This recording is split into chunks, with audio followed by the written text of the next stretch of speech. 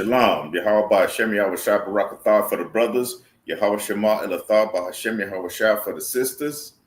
This is the Wednesday night ISUPK history class, and I'm Priest Officer Shadarak 1000. And I'm going to teach tonight on World War III and what it has to do with Black, Hispanic, and so-called Native Indians, as well as what is our oppressor, his characteristics and role in this. In our situation. Okay, now our oppressor has been a long time shedding the blood of the children of Israel, shedding, unaliving, going about with lies and doing things that are unrighteous toward our people. And when I say our people, I say the true Jews of the earth are Black, Hispanic, and so-called Native Indian. Okay, we are the true children of Israel. You know, this is why there's a World War III, a so-called World War III coming. Not even a so-called World War III, but really World War III. What can I say? You know, everybody sees it. Everybody's talking this and talking that. You're hearing a lot of things, you know, about Armageddon and what's going to happen if they cut off this Strait of Hormuz. If Iran cuts the Strait of Hormuz in the Middle East. You know, those gas prices, the flowing of gas throughout the entire world is dependent upon that Strait of Hormuz. Okay, but because Trump dropped those bombs, you know, we're at odds because they try to detonate and destroy the nuclear sites of Iran. You know, so now we're at ends. You know, we're trying to stay away from World War III, yet we're headed right into it. All right. So this thing right here is about to blow up. It's already a powder keg, and it's about to blow up. You understand? And reason why our oppressor is such an unrighteous individual, such not even an unrighteous nation. Put it that way. Their father is Esau. You know. Their father is Esau. Their father is Amalek. Their father is Timon. You know, all these names are biblical names written in the Bible. Okay, so I'm going to go ahead and go first to Isaiah 14 and 21. I'm going to go to the book of Isaiah, chapter 14 and verse 21. Okay, you know, we need to know these things. You know, if you knew coming to the school, if you do for these classes, understand if you continue watching these classes, you'll be tuned in and learn the wisdom that you need to know, and you will be wise above all these nations. That's if you follow the law, statutes, and commandments. So that's the next thing you definitely need to do. We in the ISUPK, the Israelite School of Universal Practical Knowledge, under the commanding General Yohana, from 125th Street, Harlem, New York, 1 West. All right. We follow the laws, statutes, and commandments. We follow what God tells us to do. We follow what our general tells us to do, and the men above me and the priests under me and all these things. And, you know, we go in succession, and with this, you know, with our sisters and everything, we deal with these laws, statutes, and commandments and keeping the holy days, because God commands us to keep the holy days. Okay. Let's see. I said Isaiah 14 and verse 21. Prepare slaughter for the children, Salaki, for his children, for the iniquity of their fathers. Prepare slaughter. So the Lord is preparing slaughter for the sins, for the children, for the sins of their fathers. Their fathers have sinned against us in so many ways, man. It's the Trail of Tears. You know, they took the Native Indians and made them march. The nations of the Native Indians and made them march and go into reservations that's set up by them, colonizing them, putting them in the boarding houses, cutting their hair, taking them away, not letting them speak their language. You know, the Choctaw, the Apache, you know, the what do they call them, the Mescaleros. Okay, you know. The Blackfoot, understand, they took them away from their original culture and language, which was really Hebrew.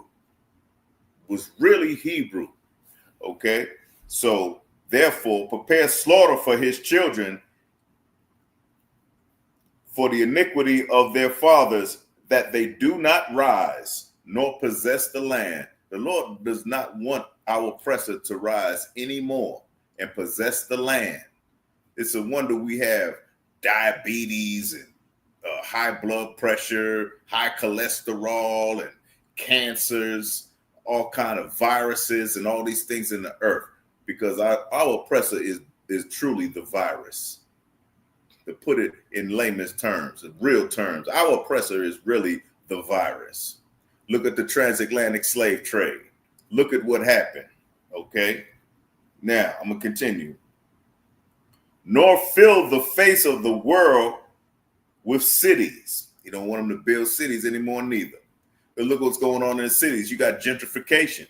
You got slumlords. They don't build, they don't keep, they build a tenement. They put us in tenements and they don't fix anything there. They don't fix nothing. So they let it deteriorate. And therefore, we live in total havoc, total disarray, total filthiness and all kind of debauchery, man, because of these things. And then they expect Black, Hispanic, and Native Indians to act right. They expect us to act right. And why are y'all acting like that? Why are y'all destroying yourselves? Why are y'all doing this? Well, why did you start this in the beginning? Why did you slumlords don't give heat? You know, in New York, when they don't get heat in those tenements and them buildings, they bang on the radiator. Because the radiator is a thing that is in a lot of the bedrooms, and that keeps heat coming through so that you can be warm in your house in the wintertime. And you know, back east has high, it's cold as hell back east. Put it that way. They bang on them pipes, but they don't get no heat. You understand? The ceiling is, the walls are sweating. You know, the walls are sweating. The walls are tore down. You can see the sky through your bathroom, you know, and you know every manner of disease and pests and roaches and rats and all that stuff because of our oppressor. Okay. So, and fill the face of the world with cities, for I will rise up against them, saith the Lord. The Lord is going to rise up against them. They will not be doing this too much further anymore. It is coming to an end real quick. It is coming to an end. All right. In the chat, if you have any questions, let me know. Shalom, Aram Israel. Shalom, Priest Officer Kwadashi Allah. All right, shalom, brother. Shalom, sis. Bathar Rama. I always forget how to say your name, sis, but I know you very well. Shalom, sis. Yahweh Shema Thaba Shem Yahushua. All right. So all of these things are because our oppressor doesn't want to give anything to us. Anything. Only thing he wants to do is slaughter us. That's why the book of Isaiah says, prepare slaughter for the children, for his children, for the iniquity of their fathers. All right. So we're in this condition, and you see what's going on in the Middle East, and it's all over the news. Okay. So I'm gonna look at trying to get to let's see. Let's go to Psalms 137 and 1. Let's go to the book of Psalms, chapter 137 and verse 1. All right. Let's get into and look at what's really going on here. Okay.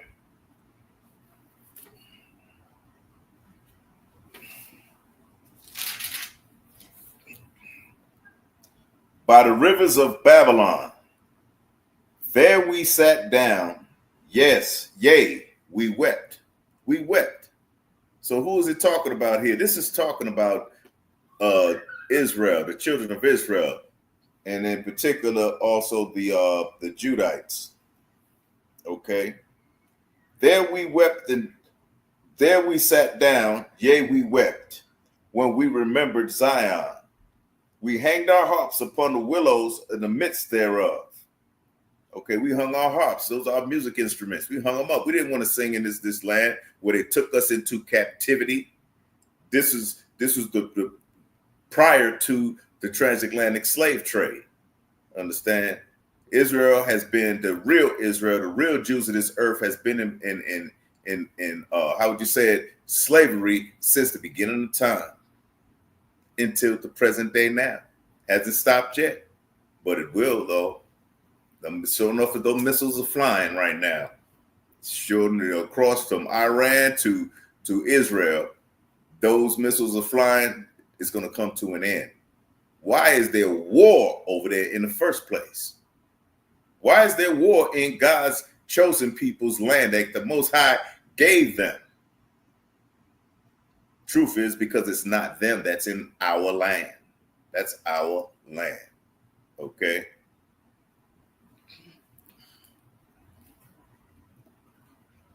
For we hanged our harps upon the willows in the midst thereof. For there they carried us away captive. See, carried us away captive, carried us away as slaves. Okay? Requiring us a song. All the time you see it in all these slave movies, Roots, you see it in the different slave movies. You see us, with that Chicken George and all that, playing music and dancing and jiving in front of them, shucking and jiving in front of them. They want to see that. Our oppressor loves to see that, acting like we having a good time when they know good and damn well they just put 100 lashes, 100 wet marks of the whip on our brother's back just for dropping a glass or for not looking or saying the right thing at the right time. Shalom, troopers. Shalat. All right. Required of us a song, and they that wasted us required us mirth, saying, sing us one of those songs of Zion. They want to hear the songs of Zion. Understand? That was the songs from the Holy Land. That's the land we were, Jerusalem. That's where we lived at. That's where we were caught up. That's where we followed the Most High. But that's also where we came away and turned our back on the Most High, which is the reason why we became scattered in this earth. That war over there that's heating up right now is because of us. The Lord is going to definitely have his revenge for us. And it says in verse 4, how shall we sing the Lord's song in a strange land? America was strange to us. I'm going to tell you, America was strange to us. Right now, you got the Mexicans getting deported. You got our Mexican brothers getting deported. Our Hispanic brothers get deported because of Trump. Trump is from our oppressor. He represents the crux of our oppressor. The very pedigree of our oppressor is Trump. That wicked president. Okay. Now, here's verse 7. Remember, O Lord, the children of Edom. The children of Edom, those are the children, those are the oppressors, because their father's name was Esau. Esau is Edom, and Edom means red. Esau is Edom. Okay? And that's our oppressor. That's all of his lineage, man, woman, and child, from them, from the Caucasus Mountains. Okay? Them from Mount Seir. In the Bible is Mount Seir. Always in the mountain. Them that dwelleth in the cave, in the clefts of the rocks. Okay, I'm paraphrasing that part. That's in the book of Obadiah, if you want to read that. It says in verse 7 here, remember, O Lord, the children of Edom in the day of Jerusalem, who said, raise it, raise it. What do they mean by raise it? Raise it. The children of Edom was saying, raise it, raise it. Well, they were actually destroying and burning down the very foundation of our cities in Jerusalem. And they said, raise it, burn it. Not only destroy it, burn it. That's wicked. That's why them thunderbolts from heaven is going to come down on this modern day Sodom and Gomorrah called America. okay? Just like it did in Sodom and Gomorrah. In the day of Jerusalem, who said, raise it, even to the foundations, even down to the damn foundations of the city, okay, thereof. O daughter of Babylon, who art to be destroyed. Who art to be destroyed. Understand, that's what's going on there. That's what needs to be done to our oppressor. That's what needs to be done, because America is the daughter of Babylon. Ancient Babylon was when King Nimrod in the book of Genesis had built this big tower with everybody on the face of the earth building this big tower of slime and rocks up into heaven until the Lord stopped it by confusing the language. You can look back on that in the book of Genesis. Shalom Lamont Jr. All right. Yahweh Shem Yahweh Shabbat Rakatha, brother. All right. Now, okay, it says here that, O daughter of Babylon, I'm in the book of Psalms, the 137th chapter, and I'm at verse 8. O daughter of Babylon, who art to be destroyed, happy shall he be that rewardeth thee as thou hast served us. And remember in the last class, if you was attending the last class, remember when I was saying that righteousness is what is done to a person should be done to the other person. Okay, so if you've done it to me, it should be done unto you.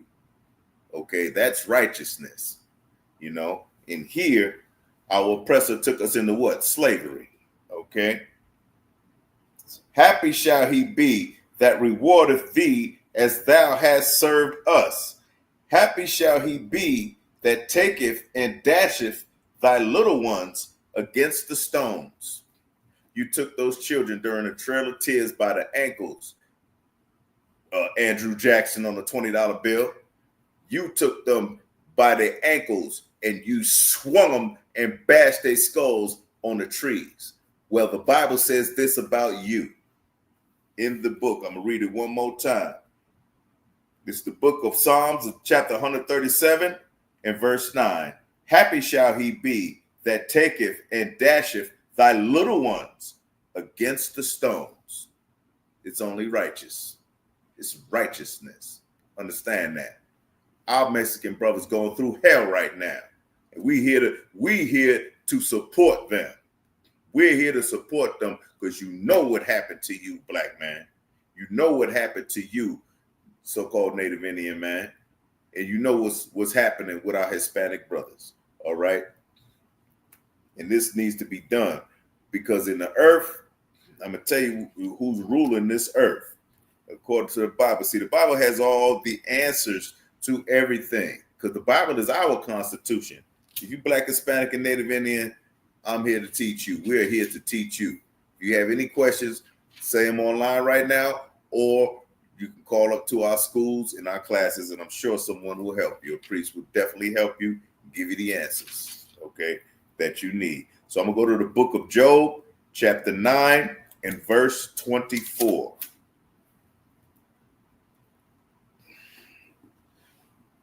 The earth is given into the hand of the wicked.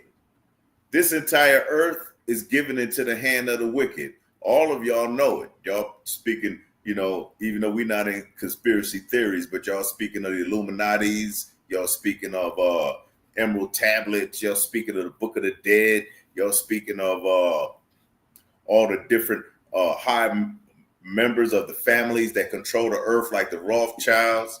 You know what I'm saying? So the Bilderbergs, you know, you know that it's not you. One thing that's for sure that we got in common, we know that that's not us. We know that don't come from our bloodline. The ones that don't worry about it, their credit score is 1,000 or something. They got stocks and bonds and trust funds for their children. You know, they set up for the future. What do we have? Food stamps. What do we have? What they call it, Section 8. What do we have? Low paying wages. What do we have? High rent, high gas prices, high grocery prices. Understand? You know, they talk this Dow Jones and all this stuff. You know, those rich families, they are the wicked. Christ did not come for the rich. He came for the poor. Understand? Our King Christ, Yahweh in the Hebrew, he came for the poor. He didn't come for the rich. You have your things. You know, everybody's saying that they're saved and everything. How can you say you saved in the Christian hypocrites? How could you say that when Christ didn't even return yet? Christ ain't even here, and you talking about you saved already. Saved already? Really? I don't think so. The earth is given into the hand of the wicked. He covereth the faces of the judges. He covered the faces of the judges. I have a book here called The Russian Icons. Okay. In the Russian Icons, they have the true pictures of the prophets and of Christ, John, Paul, James, Peter, understand? All of them, John the Baptist, you know, a lot of the prophets in there, and they're dark skinned like me and darker. That's the Russian icons. Those are the true things. I don't know if any of y'all heard of it. It was a while ago that it was Putin that came on and said that the Jews were black. Putin came on. See, Putin's Russian. He know about them Russian icons. Okay. And give me a second. I'll show you the book. Give me 1 second.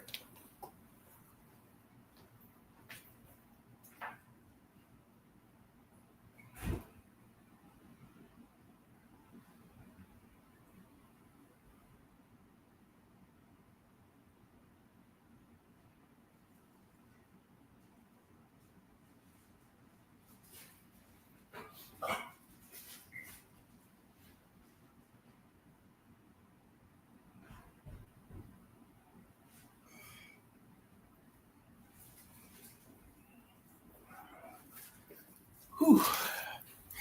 Give me a second. See, here is the book. It's called The Russian Icons. If you have to see that. The Russian Icons. See, this is what Putin was referring to.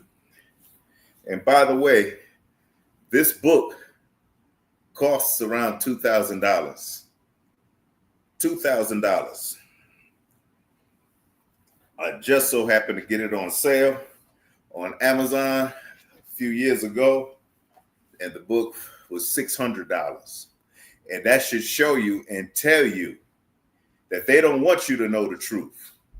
They do not want you to know that you are the real Jews.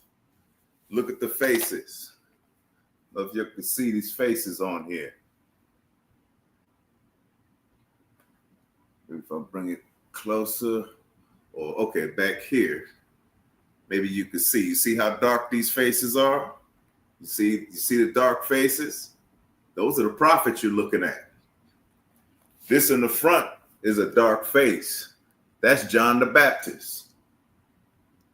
That's John the Baptist. Okay? Trying to angle it so you can see his face. Okay, I just took it out. That's John the Baptist. That's not a white man. All right? All the complexions on here are dark people. Okay? Let me show you. They even have Mary and our King.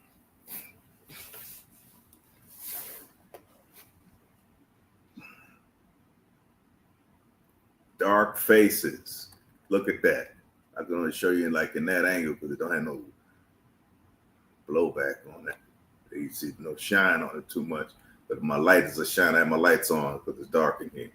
But you see her face? Dark brown. Okay. So these are the Russian icons.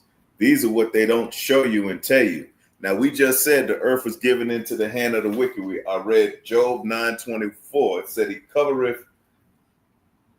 Yeah, Job 9:24. That's where I'm at. He covereth the faces of the judges. That's what's meant by that.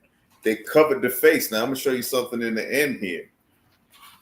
It's very interesting that you can see you see these things. Okay, I have some. I made some copies before. This is, I believe, these are Peter and Paul. If I'm not mistaken, these are Peter and Paul. Okay, dark faces. Okay, they already telling you Christ was black. Okay, so what that's got to do with it? All the prophets were black, and the other fact that they covered the faces of the judges. They did it on purpose so that you wouldn't know that this was you, black man. This was you, Hispanic man. This was you, so-called Native Indian man, because y'all all have our complexion. Y'all all have our complexion in your tribes. Y'all look like us and like me and darker. Okay, make no mistake. I'm trying to find where it has the artists in here. Okay, here, I think this, yeah, here it is. Right here. Somebody can give me this page down. But I'm gonna show you something about the artists. Okay. Right here. Look at this artist. Down here, down at the bottom, right here. At the bottom, look at his hand. He's drawing, the face is not black that he's drawing. He's drawing a white face in there, if you can see. Try to get you a little tricky here. You can see this man down here. He's drawing a white face when the original faces were black. He's actually drawing Mary. Yeah, he's drawing Mary Magdalene. And right in the middle, there's a dark picture of our King Christ. Right there, that's Christ. And he's drawing Mary down here, you know, and he's making her white, making her lily white, so that he could put it in there. Is it any wonder why you Christians got the white Christ, the white Jesus on the wall? You got that white Jesus. If you black, you got it on there too. The white Jesus. When that is a crime, as far as the Lord is concerned, that is a crime against the children of Israel. You showing that's false advertisement. If you look at it in modern time, they call that false advertisement. Okay. I was going to show y'all the transfiguration. They have a portrait in here called the Transfiguration, and it shows Christ in a white garment when he rose again. All right. And he definitely was a black man. All the black prophets were around him. So all the disciples, his 12 disciples were around him at that time. Okay. Here's another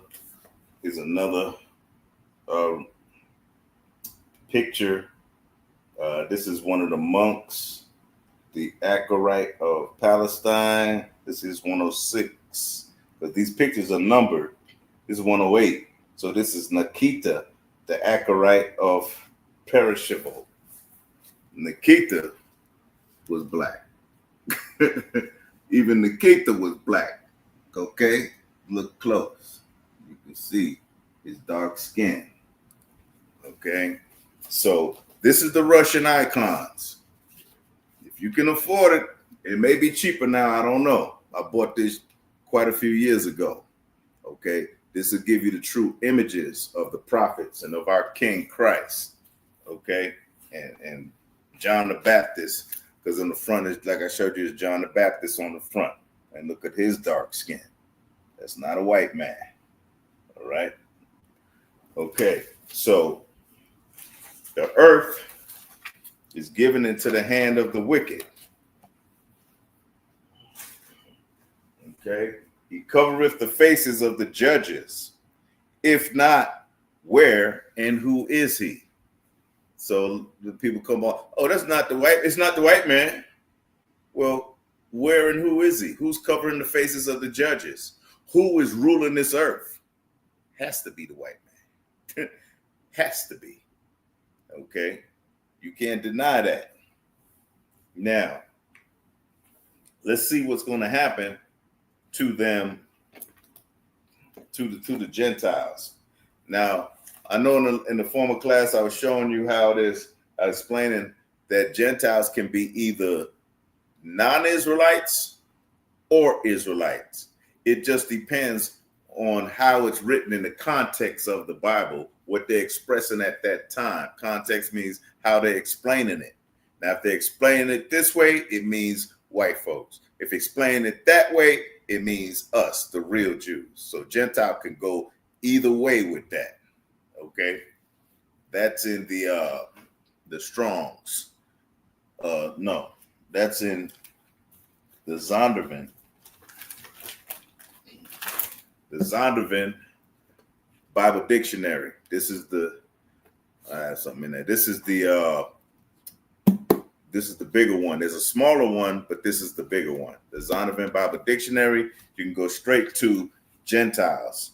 That's how you know who it is. That's our oppressor. It could either be our oppressor or it could be us. Because at those times, if you wasn't in, the Jews that were left in Jerusalem were still keeping the law, statutes, and commandments. And then the Jews that left Jerusalem and left the Holy Land, they went into serving other gods. So we looked at our own people as Gentiles. That's why it says Gentiles. And that's why it depends on what context you're reading the Bible in. All right, Shalom says, Black Dazzle, Yahweh Shemala, Thaba, Hashem Yahushua. Okay, so let's see. And Gentiles in here.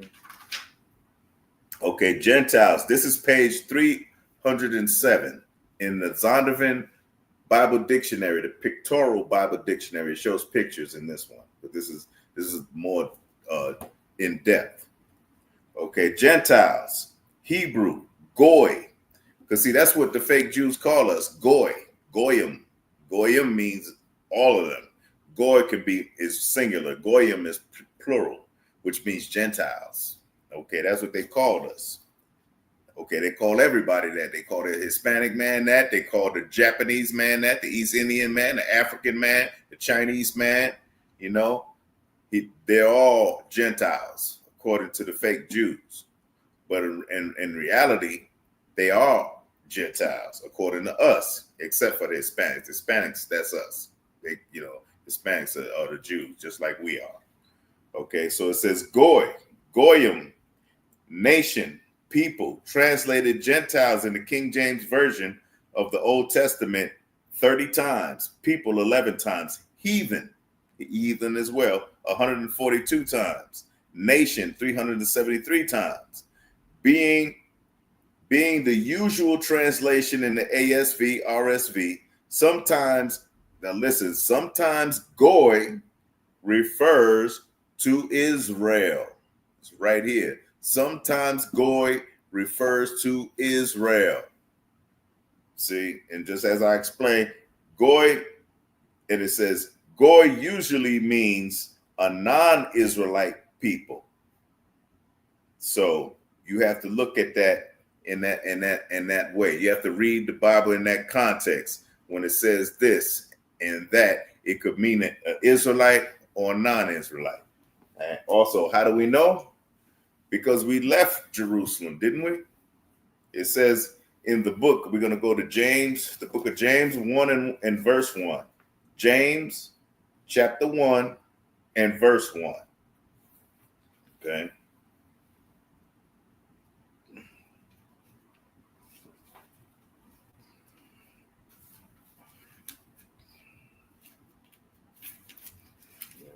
Get it here.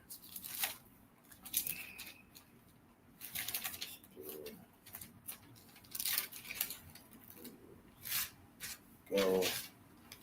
So, James 1 and 1.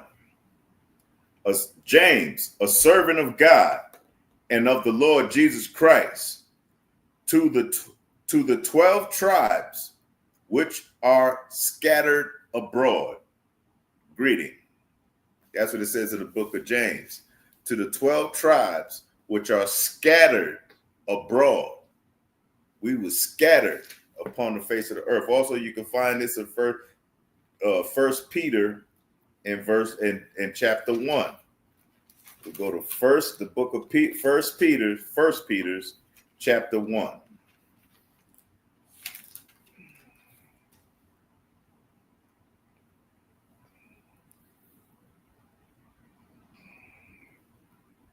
I'm in a second. So give me a second. Let's go to the first. Okay, so First Peter 1:1 says, to the strangers. See, the strangers are Israelites. To the strangers scattered throughout Pontus, Galatia, Cappadocia, Asia, and Bithynia. See, we were scattered in these places in Europe, places in Africa, places in Asia, places in East India, places everywhere. The Lord was so displeased with us for not following his law, statutes, and commandments. He scattered all of us. Okay. But now here in modern times, most of us are here in America. The bulk of the true Israelites are right here in America, in the barrio, in the ghetto, on the reservations, in the hood. We are here being oppressed every day. Understand? ICE for them, and for us it was the plantation and the slave masters, and now it's the cops for us, and everybody else, and all the hate groups, the KKK, the Proud Boys, the neo-Nazis, all of them are against us. See, we're being oppressed. Let's go to, and this is how you know it's us. Let's go to Jeremiah 14:2. The book of Jeremiah, chapter 14 and verse 2.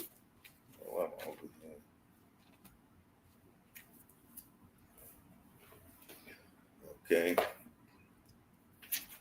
See, the real Jew, the Judites, you know, the ones that are the same tribe as Christ, Solomon, David, you know, Joseph, Caleb. They are the so-called Negroes you see right now. Us, the so-called Negroes, are the Judites from the tribe of Judah. Understand? You pronounce it Yehowadah in the Hebrew. It's pronounced Yehowadah in Hebrew. So we're going to go to Jeremiah 14:2. It says, Judah mourneth. What does it mean to mourn? Well, Judah, this is what Judah's doing. Mourneth. Judah mourneth. Okay? So let's look it up.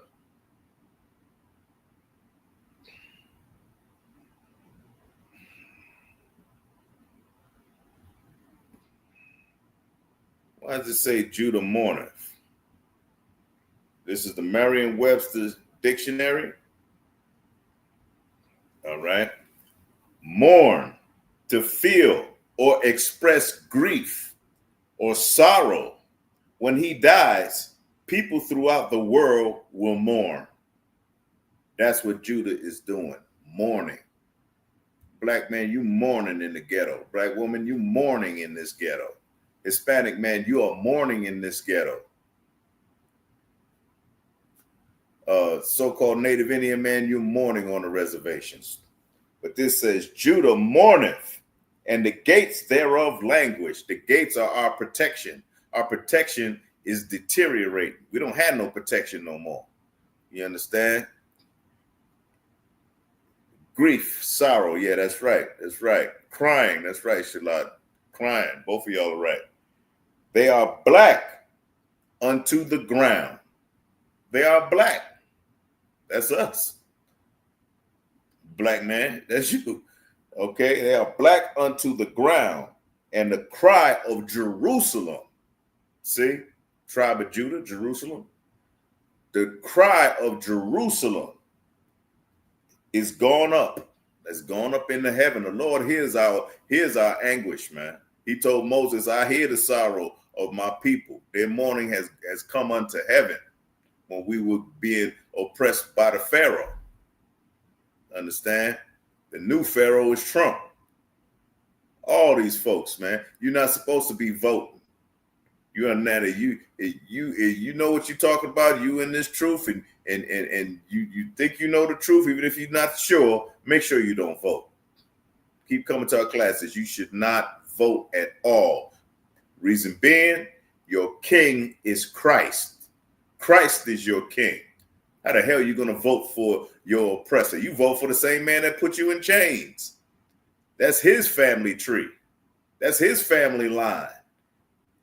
You voting for him now? You want him to rule you? Well, you say you're a Christian or whatever, or a Catholic, and you want a man to rule you instead of Christ? Nonsense. Okay? Black, Hispanic, and Native Indians, do not vote. Your king is Christ, who will return very soon. He's coming real soon. Okay? Remember that. Okay? These are the things that we should know. Okay? So they keep out of reach all the truth that they're doing. They're keeping all the truth away from us. Okay? Now look at the book of Habakkuk. The book of Habakkuk, chapter 2, verse 12. Let's go to the book of Habakkuk. What does the book of Habakkuk say? What does the prophet Habakkuk got to say about all this? Okay. Habakkuk chapter 2 and verse 12. Woe to him that buildeth a town with blood. Woe to him that buildeth a town with blood. Okay? Destruction to him that builds a town with blood. How was America built? With blood. The first person to die in the war against England was Crispus, a black man called Crispus, named Crispus Attucks. Crispus Attucks was the first black man to die for this nation during the war when America was separating itself from England. And it was a war. Okay, the birth of our nation. They built this town with blood. On them plantations, we were being whipped. Our backs were being whipped with whips, cat o' nine tails. Understand? Leather whips on our back as we tied to a tree. We were being hung and lynched. They built this town on the blood. There's a book called 100 Years of Lynching, and this is by Ralph Ginsburg. 100 Years of Lynching. And if you notice, this is America and it's red. That's blood. What does the Bible say? Woe to him that buildeth a town with blood and establish a city with iniquity. You established this city with the LGBTQ. You established it with them. With those people that feel that a man should lie with a man like he lied with a woman. And that's against the Lord. The Lord said a man shall not lie with a man as if he lied with a woman. So that means you don't sleep. If you're a man, you're not sleeping with no man. If you're following God's law, statutes, and commandment, you're following the word of God. But this place was established with that. Obama bring it back. Obama said it's okay. Gender, you figure out what gender you are. Because you was a male, you figuring out that you're a woman. Or you're a woman, you figuring out that you're a man. He said that's okay. But the Lord did not. The Lord did not. You are what the Lord made you. Period. That's it and that's all. Okay? So these cities were built on iniquity. Okay? So, our oppressor said when they bombed Iran, they said that they did a good job. Now You're looking on the news and they're saying they don't think they really destroyed those nuclear power plants in Iran, you know. But he said in the beginning, he lied. He said in the beginning that it was a great job. It's done. That's it. No. They're finding out now that they probably didn't even scratch the surface. They just scratched the surface. You see pictures on the news of them, you know, bombing those places, and it's just scratching the surface. Those plants are deep down in the ground where they can start building nuclear weapons. Iran, the crazy man, could start building weapons and start using them at his discretion to who he want to blow up.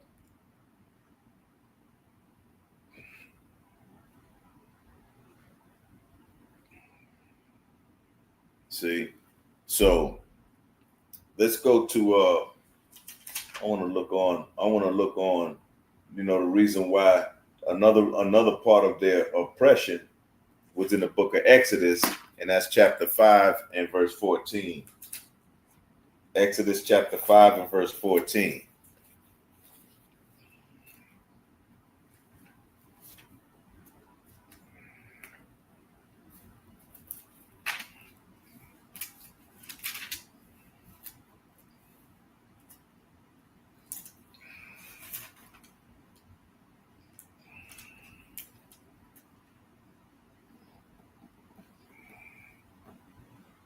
And the officers of the children of Israel, which the Pharaoh taskmasters had set over them. This is when we were building the Pharaoh his treasure houses. We were building them. Okay. The taskmasters hastened them. To verse 13. I'm going to verse 13 though. Okay.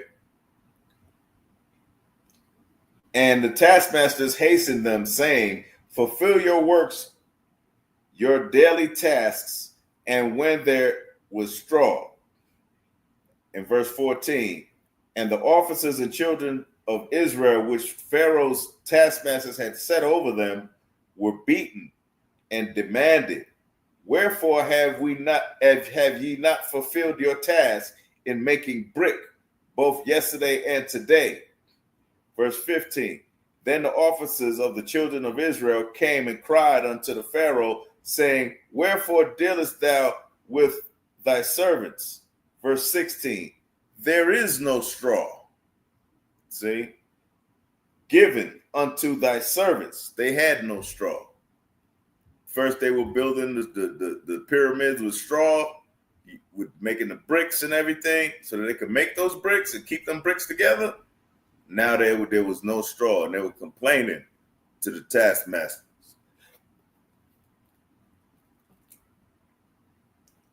And they said to us, and they say to us, make brick, and behold, thy servants are beaten, but the fault is in thine own people. But he said, you are idle, you are lazy. They're always calling us lazy.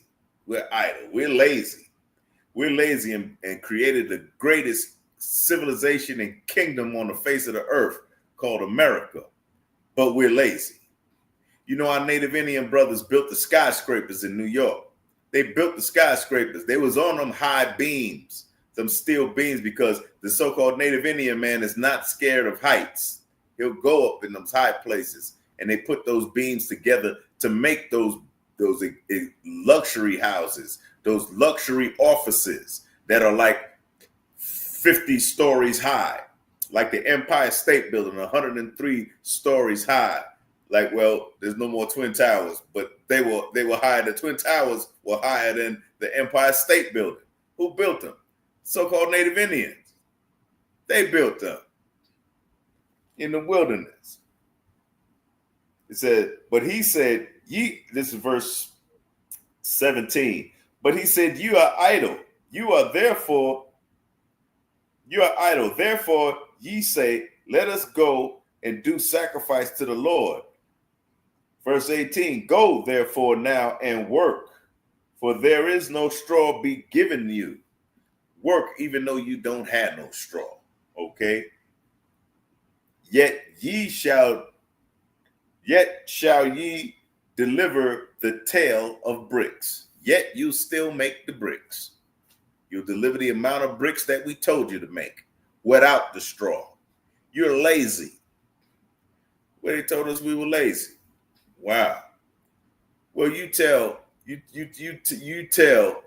so-called, the Hispanic man that he's lazy when you don't have no more olives on your plate. You don't have no more tomatoes on your plate, no more lettuce, no more peaches, no more fruit cocktails. Understand? Because you're not going out in the field and doing it. You know, they told us we're lazy. The so-called black man and woman lazy. No, we're tired of your BS. We are tired of it. Okay? That's crazy. Yeah, that's right. Black dads was lazy but do it, but we doing all the damn work. We lazy, but we doing all the work. We got to get up to these 9 to 5s and go there and work for $3.35 an hour. Work for $15 an hour. Work for $20 an hour. Yet they upping the price of gas. The rent is sky high. The clothes is expensive as all get out. You can't go eat out because it's too much to go and get a plate at a decent restaurant for a decent price that you can afford because you worked all week. You broke your back and you want to have some fun with your rib. But you and her can't go over there. Y'all don't have enough money. Yet you lazy. But he got all of his reports, all of his deadlines met because of you. You made him meet them deadlines because you kept your job and kept your word. But you lazy now. All right. America is the cornerstone of economics, world economy, because of us. Don't you know in Alabama, the agriculture was boosted. The agriculture was way up, is way up because of the slaves, because of what they call peonage. You know, that's when you go to jail, but they go and make you get on the chain gang. Them railroads were made on it. Who made those railroads? Lazy. Who made those railroads? You know, who made the agriculture go so high that we are the top of the economics, economy, trade, and stocks, bonds, precious metals, and resources. We got a diamond district in every damn neighborhood damn near. The fake Jews got a diamond district. Chinese got their own thing going on. Every other nation has it but us, because we are the ones that are depressed. We are the ones that are in mourning because of it. Our children die on the streets by the hand of a brutal police officer or police officers. Okay? Our women are being raped. Our sisters are missing. A lot of our sisters are missing. Turn up missing. You can't find them because of drug trafficking, because of human trafficking. You know, sex trafficking. Yeah, but we lazy though. And the officers of the children, verse 19, and the officers of the children of Israel did see that they were in evil case after it was said, ye shall not diminish aught from your bricks of your daily tasks. How many times, and it is this fast forward to the future, how many times you've been, you trying to get all these reports in, all this case working, all these things, and then they put a new task. They have a meeting and employment. They call you in. All of us are gonna have a meeting. They serve you some coffee and donuts. Yeah, you're gonna have an extra task this time. We need you to do this on top of what you already are doing. Okay, from what you're already doing, they give you another task. That's that brick without a straw. That's that brick without straw that they did when they were making the pyramids for the pharaohs. That's what we're reading right now. It says, just like I'll read it again, this is the book of Exodus, chapter 5 and verse 19. And the officers of the children of Israel did see that they were in evil case, after it was said, ye shall not diminish aught from your bricks of your daily task. You won't diminish your workload. You will keep your workload going. Fast forward to the future, this is your extra job. They hand out folders at the company meeting, and damn, we got to do this too. You know, I was a case manager for many years, and I used to always have to write. That means I was a mandated reporter, so I would have to write case notes, and case notes take forever if you got a heavy caseload. Healthy caseload was 12 clients. Well, I remember having 33. I remember them straws coming out of my bricks. I had 33. We had 33 when we had our case management meeting. And I had to keep up with the case notes. I had to hold groups and make notes on the groups. I had to make treatment summaries or whatever what they call it. It's a beginning treatment or treatment plan, treatment plan, a middle treatment plan, and then the ending treatment plan and the discharge treatment plan for each client. 33 plus the case notes. Don't forget the case notes. And don't forget, some of us were doing the work for our bosses because they had to do case notes too. They had to keep case notes too. And for our supervisors, we had to do their job too. Okay, I want you to do my job. You know, that's what he really saying in essence. I want you to do my job too while you're doing yours. The supervisors, program supervisors that do my job while you're doing your own job. And when you don't get your job done, they call you in the office and you get written up. See? And they do that. They do a lot of that case stuff with social workers, do the same thing. Okay. Shalom, Sister Asa. Shalom, Yahweh Shemala Taba Hashem Yahushua, sis. All right. So that's what it meant by take the straw out of the brick. Okay. Well, find your own straws. They were saying find your own straws.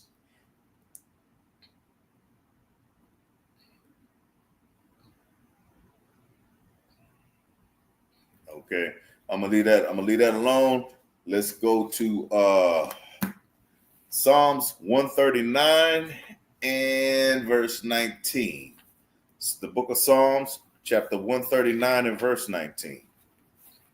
See, this is what our oppressor is doing. This is all the reason why we're seeing these bombs go across. We're seeing all these nations rising against each nation. All the nations are rising against each other. Pakistan and Bangladesh, China and Pakistan, China and India, all right, Russia, Ukraine, okay? You're seeing all these things happen, man. You know, Iran and Israel, they're getting down. They are getting down out there because of you, Black, Hispanic, and Native Indian, man. You know, because this is the time just before our freedom.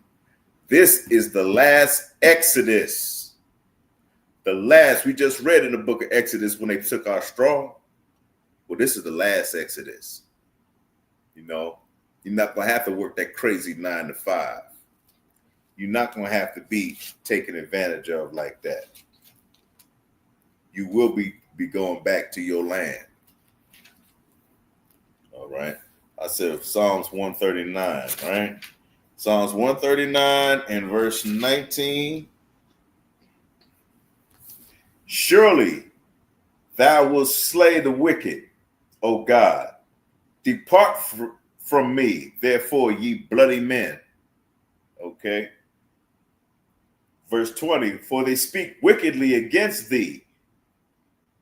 Salaki, for they speak against thee wickedly, and thine enemies take thy name in vain. Verse 21. See, this is David. This is the King David, king of the Judites. All right. And the very line of Christ, that warrior David. That's right. That real serious warrior, King David of Judah. Okay. Verse 21. Do not I hate them? Oh, You're not supposed to say hate. Excuse me. I didn't mean to offend all you Christians out there. I said hate. You damn right I said hate. Because it says it right here in the Bible. Go get the King James Version and figure it out. All right. We had chapter 139 and verse 21. Do not I hate them, O Lord. Who is he speaking to? The Most High God, Yahweh in the Hebrew. He's speaking to God and saying, do not I hate them, O Lord, that hate thee. I hate them that hate you, Lord God. I hate them that hate you. That's what David's saying. All right. Am I not grieved with these that rise up against thee? Verse 21. I hate them. Oh, that's that word hate again. I hate them with perfect. I didn't know hate could be perfect. With perfect hatred. Hate can be perfect if it's righteous. That's the clause. It has to be righteous. Because skinheads hate us, don't they? KKK hate us, don't they? Trump hate us, don't he? All right. But David said, I hate them with perfect hatred. I count them mine enemies. That's our enemy. Our oppressor is our enemy. Damn it. They came in, put us on them auction blocks, made us chattel servants, chattel slavery, whatever. Separated the families. You don't know who you related to now.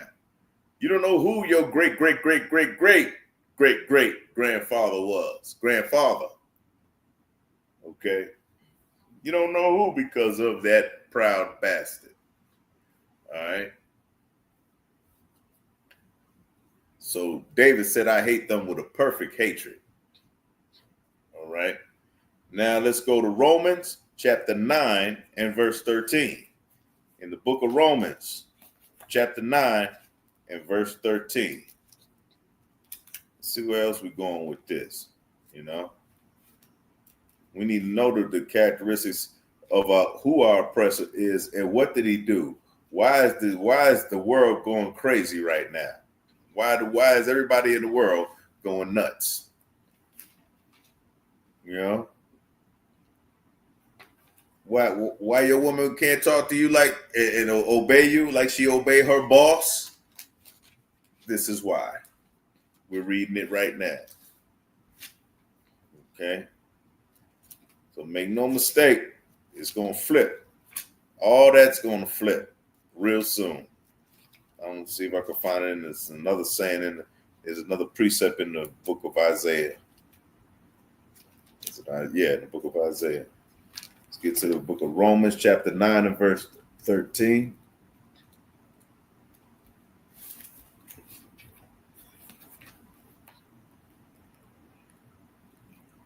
As it is written. See, when it says as it is written, what does that mean? In the Bible, you see, as it is written. What it means is that's written in the Old Testament. But we're in the New Testament. Romans in the book of the New Testament. You know, we read the entire Bible, not pieces and parts of it in ISUPK. In Romans 9:13, it says, as it is written, Jacob have I loved. Jacob is the father. He was Esau's brother. Jacob is the father of the 12 tribes of Israel. In other words, Jacob is the father of blacks, Hispanics, and so-called Native Indians. As it is written, Jacob have I loved. The Lord said he loved us. He loves us, period. But Esau have I hated. Oh, that's that word again. Hated. Esau have I hated. The Lord hates. He ain't sitting around doing all the lovey-dovey stuff. Now, the Most High loves, because he did say, he just said it here, he loved Israel. He loved Jacob. Jacob's name was changed to Israel. Jacob had 12 sons for the 12 tribes of Israel. And the 12 tribes represents blacks, Hispanics, and Native Indians because they were the forefathers. Their father's name was Gad if you Native Indian. Your forefather name was Issachar, if you're Mexican. Your forefather name was Judah, if you were Negro. Your forefather name was Ephraim, if you're Puerto Rican. Your forefather's name was Manasseh, if you're Cuban. You understand? And such and so forth. Your forefather name was Benjamin, if you West Indian, if you Jamaican. Your forefather was Benjamin. Those 12 sons that Jacob had, the Lord loved. Understand? What shall we say then? It says, Esau have I hated. And then it says in the next verse, what shall we say then? Is there unrighteousness with God because he hates, in other words? So keep it there. Is it unrighteous with God because he said he hates? God forbid. For he saith to Moses, I will have mercy on whom I will have mercy, and I will have compassion on whom I will have compassion. The Lord said, I'm going to pick who I'm going to have compassion with. I'm going to pick who I have mercy on. And by the way, God's greatest personality is not love. Neither is it hate, but it's mercy. You want to know God's character? You ask me what God's character. You ask General Yohana what's God's main character. He gonna say mercy, because we're gonna need mercy when all them bombs going. You know, they said I was looking and doing a little bit of research the other day, and they were saying with all these nuclear weapons, there's 5 states that they're going to most likely nuke in America. One was Idaho. One, I believe, was Dakota, North Dakota. There's a few more. But they said the main one that they're going to nuke first is California. California. So get prepared. You know, get prepared. Get your water. Get your supplies. Get you some tape, some duct tape, and some polyurethane plastic. Get you some plywood if you need it, nails, whatever you need, food, water, canned goods, because it's about to get real ugly around here. Get your flashlights. Get as many flashlights as you can. Get big streaming flashlights and beams so that you can see through this when it turns dark, when them bombs come.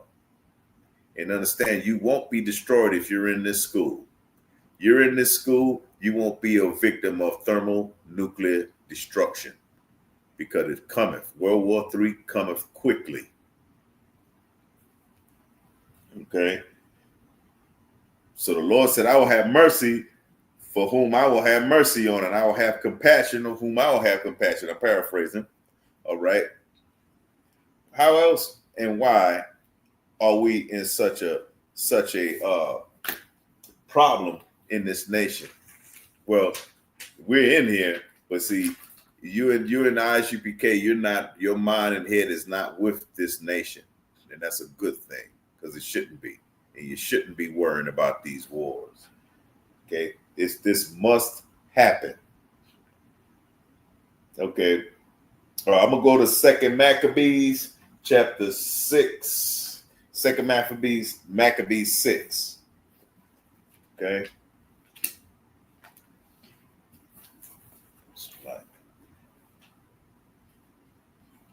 That's Ezra. Something. 2 Maccabees 6, and I'm gonna go to verse 1.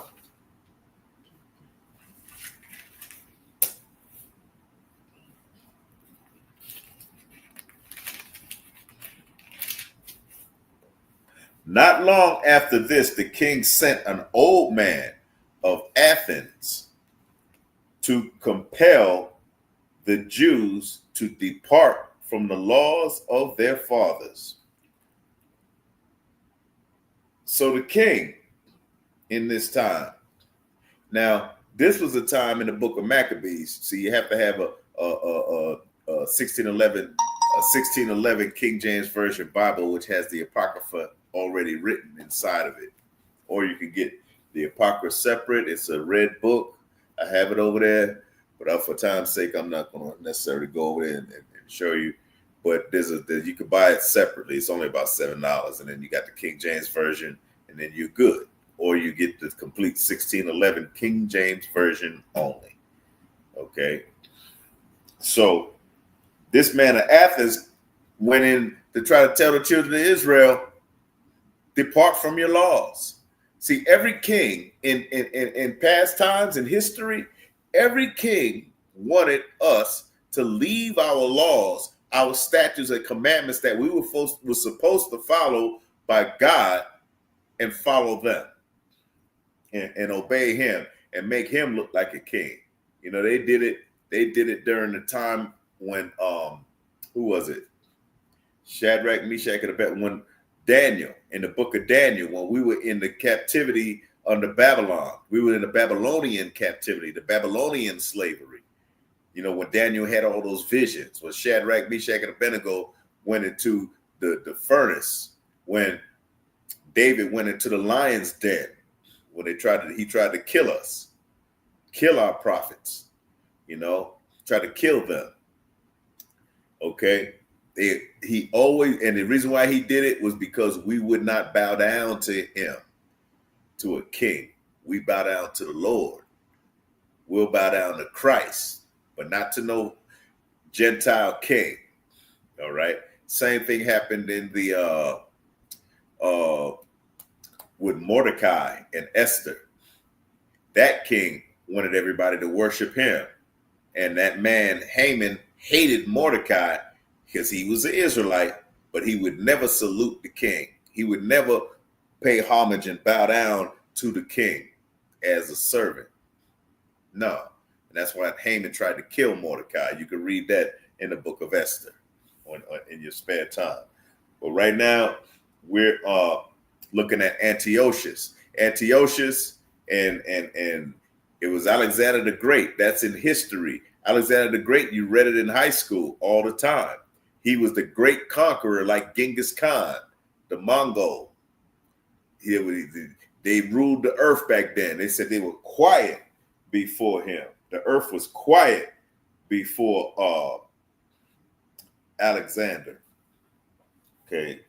And I believe that's in 2:1 in the first book. I mean, the first chapter. 2:1. No, that's in the Salaki. That's in the first Maccabees. Okay, but we're reading this now because Antiochus was when Alexander. Long story short, when Alexander was getting ready to die, he handed out crowns to all his homeboys. Antiochus was one of them, and Antiochus sent someone to try to make us stop following the law, statutes, and commandments, and not to live after the laws of God. Verse 2, and to pollute also the temple in Jerusalem. They wanted to pollute the temple in Jerusalem. Look at that wickedness, man. All right. And to call it the temple of Jupiter. And if you're not familiar with it, Alexander was a so-called white man. He was a Macedonian. That's a white man. A Roman. That's a white man. So was Antiochus. Okay. Jupiter. You get to catch your tail? Jupiter. Olympius. That's their gods. And that in Gerizim, Jupiter Olympius, and that in Gerizim of Jupiter, the defender of strangers, as they did desire that dwelt in the place. So they wanted them to follow their gods. Okay, Zeus and all that. Jupiter, Zeus, you know, man, Diana. Okay, all of those Roman gods, those European gods. Okay, but the children of Israel who really wanted to follow the Most High did not do that. Okay, and the coming in his mischief was sore and grievous to the people, for the temple was filled with riot and reveling by the Gentiles. So they went in God's temple and was rioting and reveling and partying. Probably had a Diddy. These are the first Diddy parties, okay? Who dallied with harlots, with whores, okay? And had to do with women within the circuit of the holy places. And besides that, brought in things that were not lawful. They brought in things that were not lawful in God's temple. It was supposed to be everything that's lawful, but they brought in all the unlawful things. The altar was filled with profane things, probably dildos and strap-ons and pegs and all that nonsense, right? All right. Which the law forbiddeth. Verse 6, neither was it lawful for a man to keep the Sabbath days or ancient feasts, or to profess himself at all to be a Jew. You couldn't even say you was a Jew back then. You couldn't even celebrate the what do they call it? The ancient feasts, like Purim, like the Passover, like the Feast of Trumpets, like the Feast of Dedication. You understand? You couldn't do that. You couldn't worship on Hanukkah. You couldn't have a holy convocation, which means a holy gathering for Hanukkah either. Okay, those are the ancient feasts. You couldn't call yourself a Jew. And in that day, the king's birth, every month, they were brought by bitter constraint to eat of the sacrifices. And when the feast of Bacchus was kept, the feast of Bacchus was kept, the Jews were compelled to go in procession to Bacchus carrying ivy. You know we don't do that type of crap. Okay? You know we don't do that. Okay, I'm going to go down. By Ptolemy against the Jews, that they should observe the same fashions and partakers of their sacrifices, whoso would not conform themselves to the manner of the Gentiles should be put to death. Put to death. Okay? You didn't observe this, you will be put to death. That's right, Black Dazzle. That was wicked as hell. Then might a man have seen the present misery. See, that's why the Hasmonean dynasty took place. The book of Maccabees is about the Hasmonean dynasty, where Mattathias, the mighty man in Israel, and his sons, Judas, and the rest of them, went against these Gentiles. Okay? And they killed and slaughtered them. They ran up into the mountains and hid, and then started war against the heathen. Salaki. Where am I at? Let's go to we're still in the same chapter, 2 Maccabees chapter 6, and we're going to go to verse 17. Okay? We're going to go to verse 17. All right. But let this that we have spoken be for warning unto us. And now will we come to the declaring of the matter in a few words. Okay, hold on for a minute.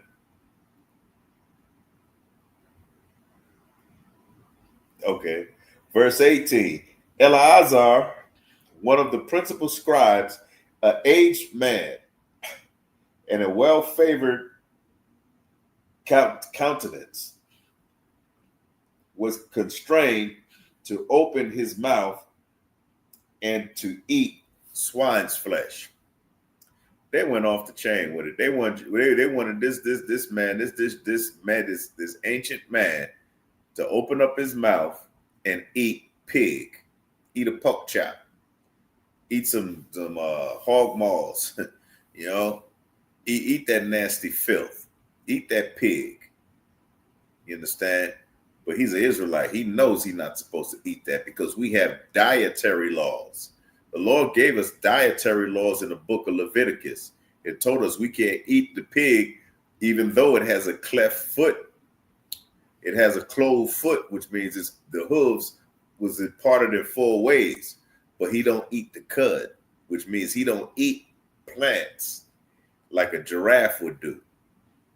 And by the way, the giraffe is lawful. You can eat a giraffe. You can have as many giraffe steaks as you want because it's lawful for an Israelite to eat a giraffe. There's some neck steaks out this world. Understand? He chews the cud. You always see him eating on a tree. He's always eating on a tree, and he has the cloven foot, the cloven hooves. But the pig has a cloven hoof, but he don't eat the cud. He eats slop. So they want this man to eat that kind of nasty, filthy animal, that swine, which is called swine in the Bible, swine's flesh. Okay? But he choosing rather to die gloriously. See, he died glorious, man. He's got the reward coming. He has a reward from the Most High coming. He said, I'd rather die than eat that crap. Are you kidding me? Are you kidding me? If you're in ISUPK, you're supposed to do the same damn thing. You understand? Are you kidding me? I'm not eating that. You're going to have to take my eyes out. Okay? He said he'd rather to die gloriously than to live stained in such an abomination. Because that is an abomination to God.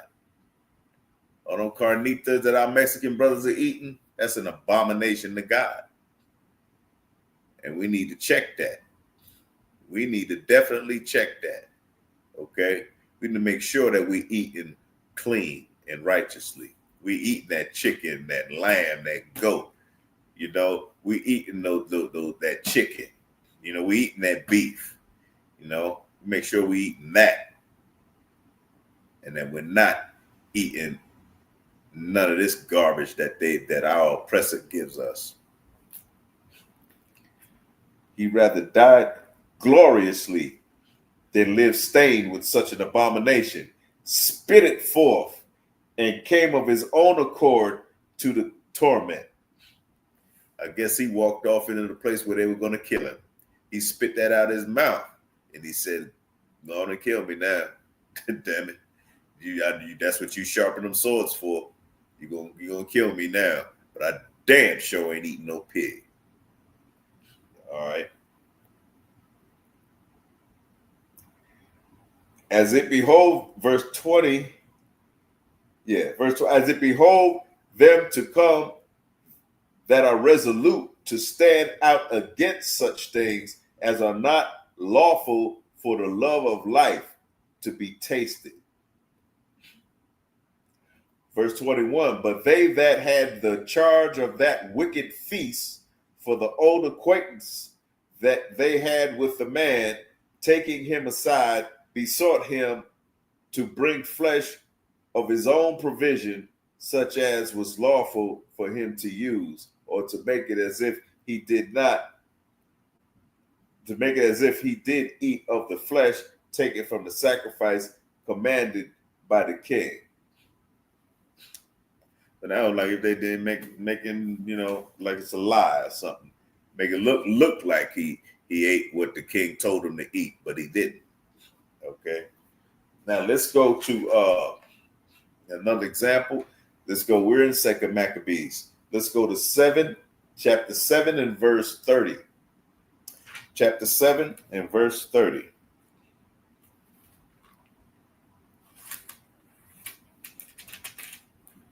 Okay. While she was yet speaking these words, the young man said, "Whom wait ye for?" Okay. Now, I gotta back up on 30. I'm gonna back up and go to the beginning of this story. This is a mother with 7 sons. This mother had 7 sons. Okay. And this was in the same time they tried to get that man to do this. And it came to pass also 7 brothers with their mother were taken and compelled by the king. They were taken and compelled by the king against the law to taste swine's flesh. So they wanted her and her 7 sons to eat that pig. And they were tortured. Salakia, they were tormented with scourges and whips. Yeah, I guess they were tortured, tormented and tortured. But it says tormented here. But one of them that spoke first said thus, what wouldst thou ask or learn of us? We are ready to die, rather than transgress the laws of our fathers. See, you should be willing to die and keep these laws rather than break the laws of God. Because sin is the transgression of the law. Sin is the breaking of the law. Okay. Verse 3. Then the king, being in a rage, commanded pans and cauldrons be made hot. Oh, he about to boil them. He's about to boil these sons alive. Which forthwith, being heated, he commanded to cut out the tongue of him that spoke first, and to cut off the utmost parts of his body. Damn, that's crazy. Now, see, that takes me to this book right here that I showed y'all before, the 100 Years of Lynching. But this book speaks of how diabolical our oppressor was and how he cut off, he cut off the ears. And one of these stories, he cut the ears off, and then the greedy hands was grabbing the ears and keeping them for themselves. He cut the fingers off,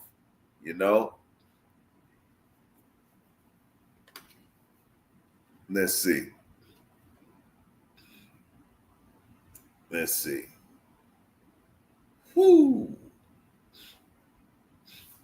I'm going to read one for y'all. This is on page 81 of 100 Years of Lynching by Ralph Ginsberg. Henderson, North Carolina, March 12th, 2 Negroes, a woman and a child, were killed, and 2 Negro men probably fatally wounded early today when identified. This is March 13th, 1913. Okay. Today were then unidentified persons. After pouring kerosene on the home of Joe Perry, a Negro living 10 miles from his place, set it on fire and poured a fusillade of bullets into the blazing structure as its occupants attempted to escape. The dead are Joe Perry's wife and her child, and the wounded, Joe Perry and his brother John. There were no clues. Sheriff Royster has gone to the scene. Now you see that? You see the diabolical structure, the evilness and wickedness and the bloodlust of our oppressor. Look what they say. Go and bomb Iran, bomb Israel, bomb the Ukraine, shoot that black man, choke him out like you did George Floyd, Sandra Bland. They got a bloodlust. That's right. Oh yeah, definitely Trooper Shalat, Nat Turner. That's right. Nat Turner had the spirit of Mattathias, as we were reading in this book of Maccabees. Nat Turner had that spirit that I'm going to go and kill the oppressor. I'm going to rise up against him and kill him. All right? He had that in him. Understand?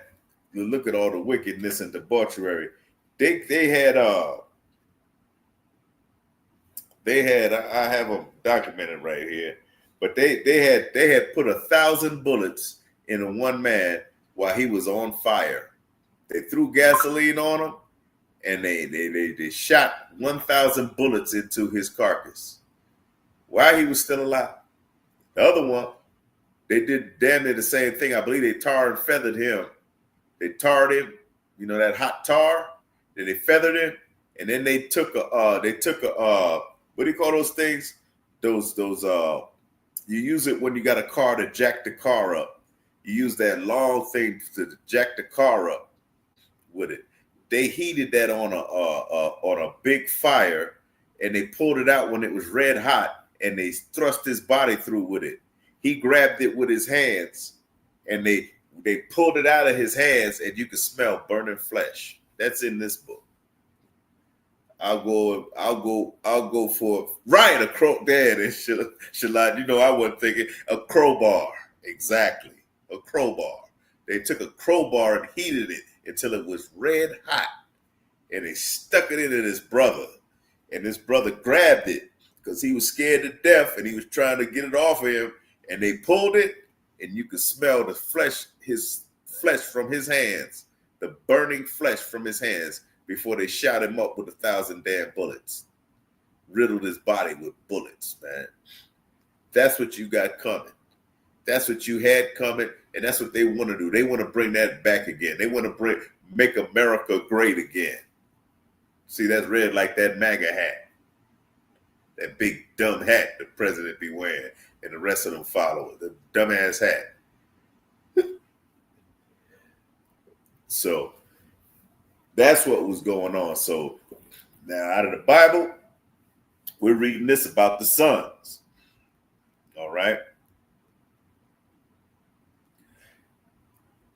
Then verse 3, then the king, being in a rage, commanded pans and cauldrons to be made hot, which forthwith being heated, he commanded to cut out the tongue of him that spoke first, and to cut off the utmost parts of his body, the rest of his brethren and his mother looking on.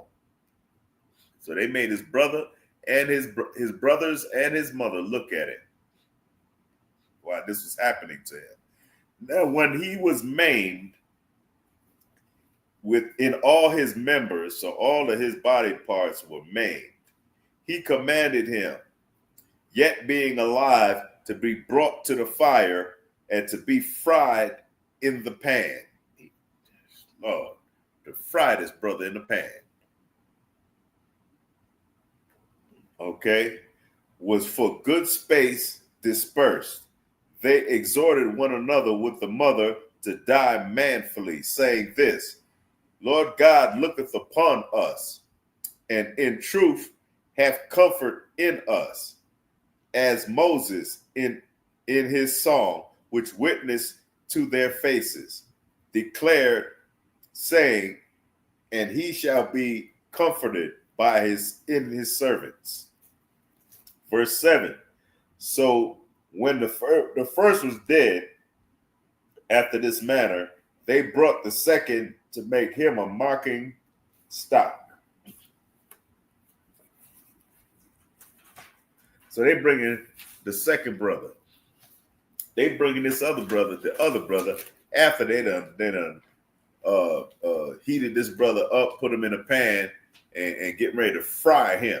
Salaki, give me 1 minute.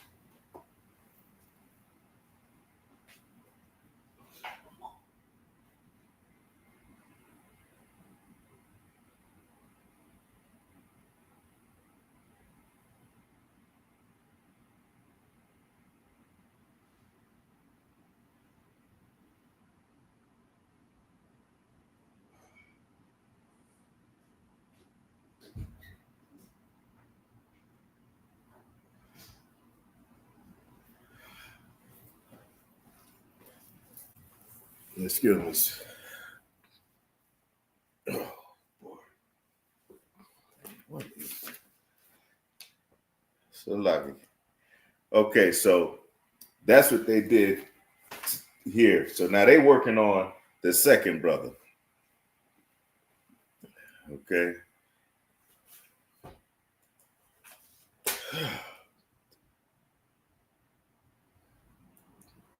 They're working on the second brother. Excuse me, my computer's tripping. Okay, you got a question? That's right, Sister Barthwana. You damn right he is.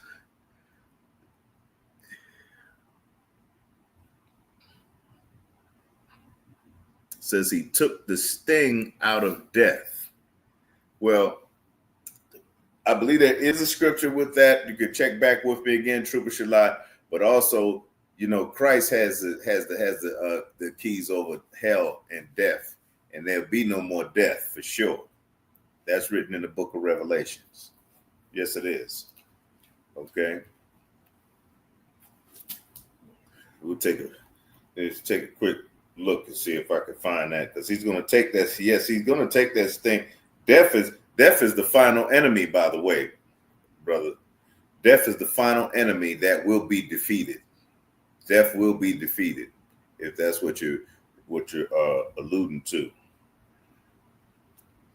Let me look and see this thing of death. So here it is. They don't want to eat pig, and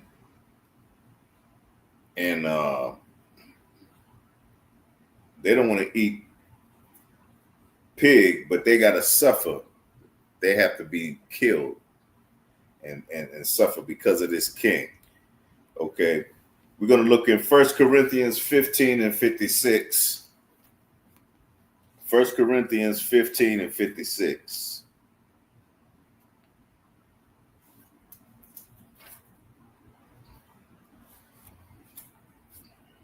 And it says, death is swallowed up in victory. Okay. In 50s, death is swallowed up in victory. But wait, I believe this is let me go to 54. Let me go to 53. For this corruptible must be put on incorruption. So the corruptible is going to be incorruption. Righteousness is getting ready to win over unrighteousness. That's what's coming about. And as we read in Maccabees, you see that in also what we're reading in Maccabees with Mattathias, and even with this sister, you seeing that the righteous is going to rise and the unrighteous is going to fall. The corruptible is going to fall and the incorruptible is going to rise. Okay. So for the corruptible must put on incorruption, and this mortal must put on immortality. Okay. 54. So when this corruptible shall have put on incorruption, and this mortal shall have put on immortality, then shall be brought to pass, saying that this written death is swallowed up in victory. Death is going to be swallowed up in victory. Okay. In other words, there's not going to be no more death. O death, where is thy sting? That's what you're speaking of.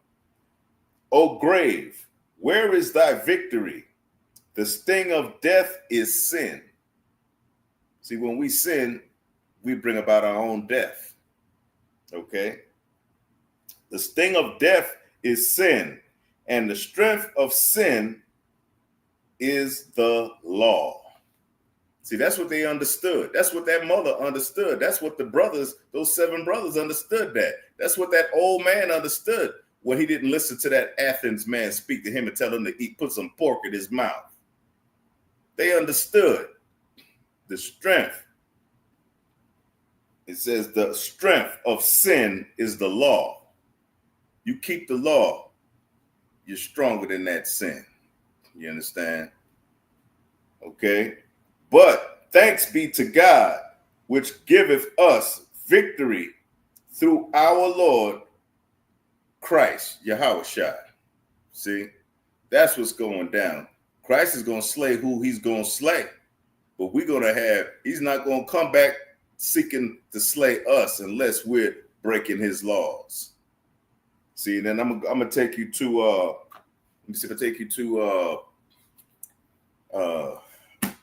I believe it's Proverbs 19 and verse 17. Let me look over here. 16 and 27. Sometime I get them mixed up. Give me a second here. 16, 22nd. I think it's Proverbs.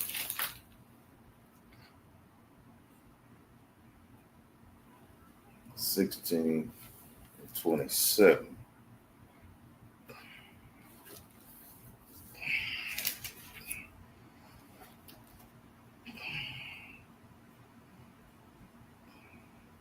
No, that's that one.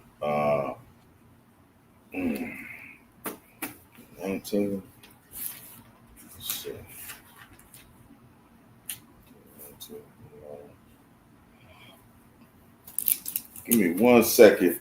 That's why Christ is not about that nonsense. That's why Christ is not about that nonsense, because he has the authority over that death. He has the authority. He has the keys to hell. He has the keys to hell. Okay.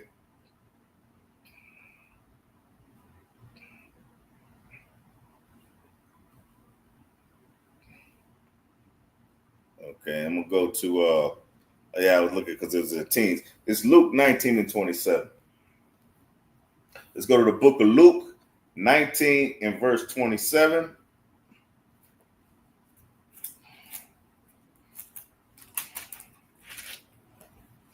And it says, that this is Christ. But those mine enemies, which would not that I should reign over them. Those my enemies who don't want me to rule over them. This is our King Christ. He's saying this. You are enemy. You're an enemy because you don't want me to rule over you. It is the King of Israel.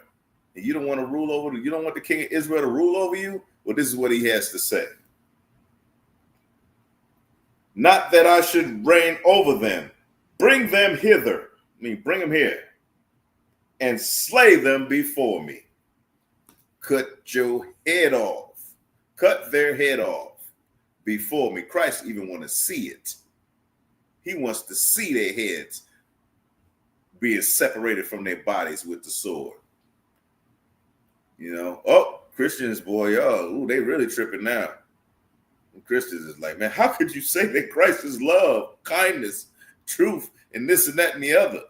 And the third and the fourth and the fifth. No, Christ was a warrior. He is an austere man, which means he's a disciplined man. He's harsh, disciplined. He had to be. He taught this truth, risking his lives. He's risking the lives of the disciples as well. He had to teach this truth because you did not want to hear the truth. You wanted to sin.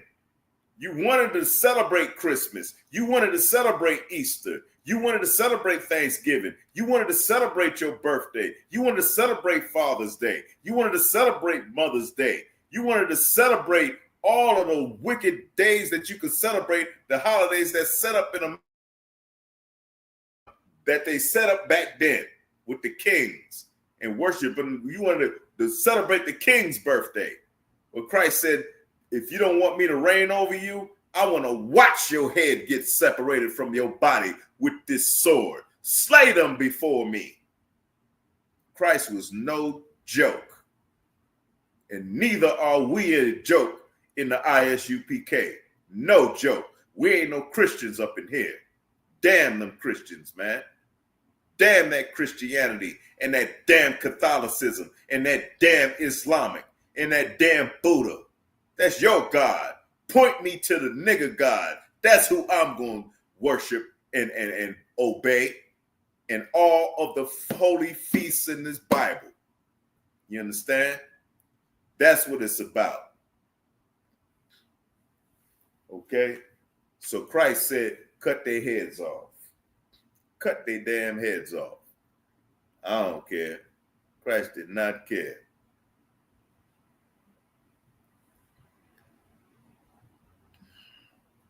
Okay, Black Dazzle, you said, does that verse go for Israelites that don't increase in the work of the Lord?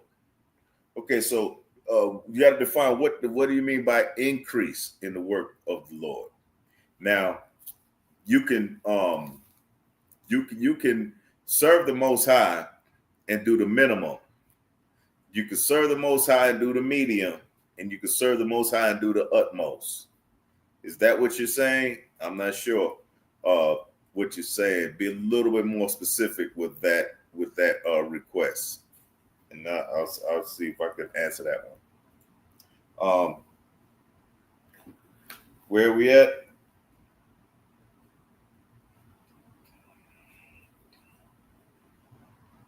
Okay, I'm gonna go up to, this is Luke, and what I just said about the Christ personality. This is Luke 19 and verse 21. For I feared thee. This is Apostle Paul, I believe, speaking to Christ, speaking about Christ, or speaking to Christ. Yes, speaking to Christ. He says, for I feared thee, because thou art an austere man. What is austere? What does the word austere mean? He called Christ an austere man. And I hope all you Christians are listening. Y'all need to be listening to this. I'm going to go to the Merriam-Webster dictionary, and we'll define what does austere mean, because the Apostle Paul called Christ an austere man. A-U-S-T-E-R-E. Austere, stern, and cold in appearance or in manner.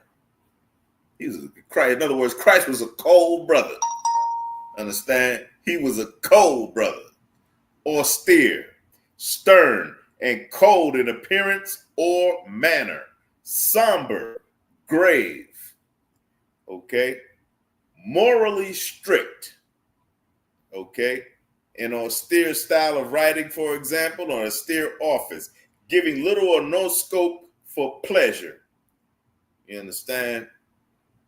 A synonym: dour, fierce, flinty, forbidden, grim, gruff, intimidating, lowering, also lowering, rough, rugged, masculine, severe, stark, steely, stern, ungentle. That's what Paul called Christ, because that's who Christ was. Christ was no joke. Our King Yahushua was no joke. That's right. Trooper Shalat, serious and scary. Damn right. Well, how many brothers you know serious and scary? How many Hispanics you know that are serious and scary? How many so-called Native Indians, men that are serious and so-called scary? You know what I mean? Damn right. We had to be like Christ, man. We had to be like Christ. Remember, they nailed him to the cross. Remember, they whipped him. They nailed him to a cross. They spit on him. They beat him. You can't be no weak man. You can't be no weak man. No faggot man that they select. You can't be no effeminate man that they showing in these movies. These movies, what was it? A Passion of Christ. Look gay. All right? You can't be that. You got to be like your king. Your king accepts you to gird. The Lord told Job, gird your loins up. Stand up straight. Gird your loins like a man. You know what I mean? Don't be no punk. You know what I mean? When it comes to this word, man. The Mexicans, you can't be no punk when it comes to this ice, man. You got to deal. And we got to support our brothers and sisters, man. All right? That's what it has to be. Sister Ayla, One West, Shalom, Yahweh Shemala, Thaba, Hashem Yahushua. All right? So you have to be that way. You have to be the way that Christ was.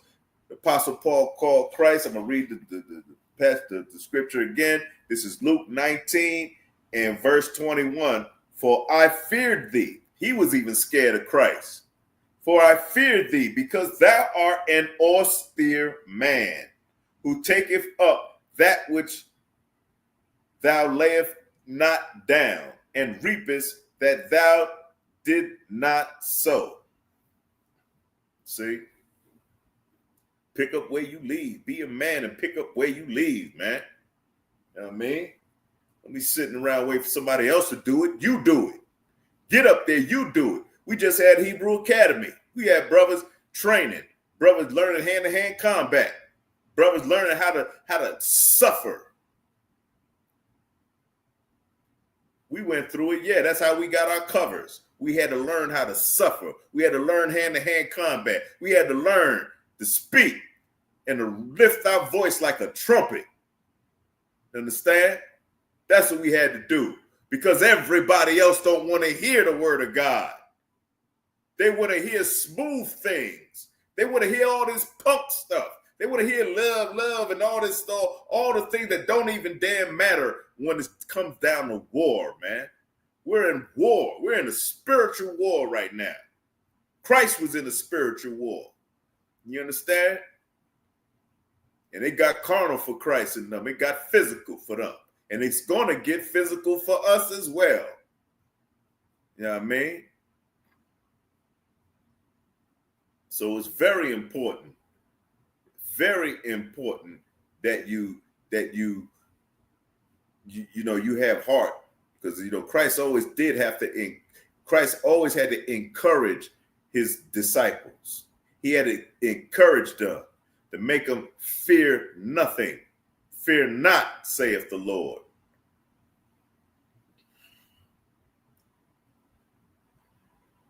Okay, Black Dazzle, you said the verses above state that two men increased the money that was left and one didn't. Oh, okay. I believe that's in one of the parables as well. What I was thinking, what I heard what you were saying, I was thinking that's what it was saying when the Lord had given the talents, right? The parable of the talents, when he gave each man a talent, a certain amount of talents, and he said, "Go and increase." Okay. So the original question that you had was, does that go for the Israelite to increase that don't increase the work of the Lord? Yeah, most likely, and I was thinking most likely it does, because the Most High gave one of the servants a talent in that in a parable, not in this what we're reading, but in a parable. He gave one of them a talent, and that servant went and buried the talent and hid it. So when it was time for the Lord to see what kind of work that his servants were doing, he said, "Where's your talent?" And he said, "Well, I went and hid it because I was scared." And this, that, the other. He had some type of excuse. And the Lord said, "Get away from me, O wicked servant." That could be what you're referring to. Look up the parable of the talents. Because he was saying he gave one 5 talents and he came back with 6 talents. And he said, "Well done, my trusted servant." One he gave 10 and he came back with 15 talents. And he said, "Well done, my servant." So that's like an increase. Yeah, that's an increase in the Most High doing the work. It's like we have a minimum in here. You go to camp, that's the minimum. You got to put in work. You got to put in these classes, teach these classes. You got to get out and serve the hungry. You need to get out and broadcast this world across the internet. That's increasing your talents. Okay. Those are the things. Okay. Good. I hope that answered your question. Now let's go on back. So this was just before, this is verse 21, just before we went down. Oh, I see. I think I see what you were saying. In verse 23, it says, "Wherefore when thou therefore then gavest not through my money into the bank at the coming, I might have required mine own usury. I might have wanted my own money with interest." Okay. Go further. "And he saith unto him, Out of thine own mouth will I judge thee, thou wicked servant. Thou knewest that I was an austere man, taking up that which I had not laid down, and reaping that I did not sow."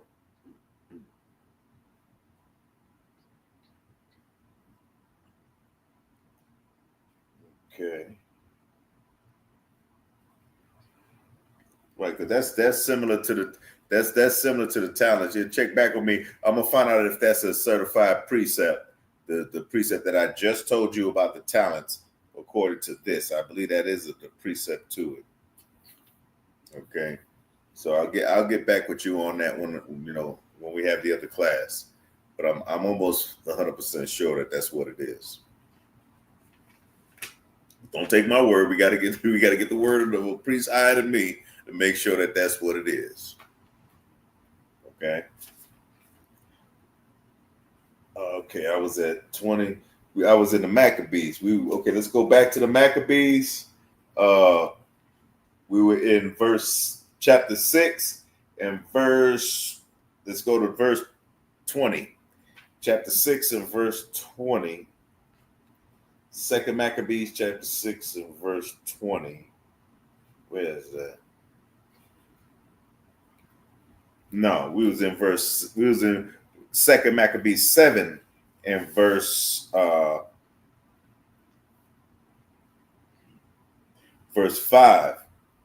Now thus he was maimed. Now, Salaki.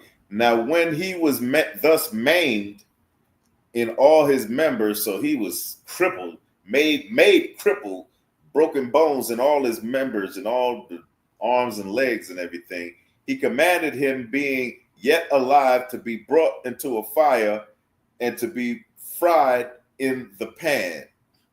And as the vapor of the pan was for a good space dispersed, they exhorted one another with the mother to die manfully, saying thus, verse 6, the Lord looketh upon us, and in the truth have comfort in us, as Moses in his song, which witnessed to their faces, declared, saying, and he shall be comforted in his servants. Okay, so this is the story. If you came in, this is the story of the mother with the 7 sons who they tried to make eat this pork, and they didn't do it, but they died. That's why they put the brother in the pan. Okay.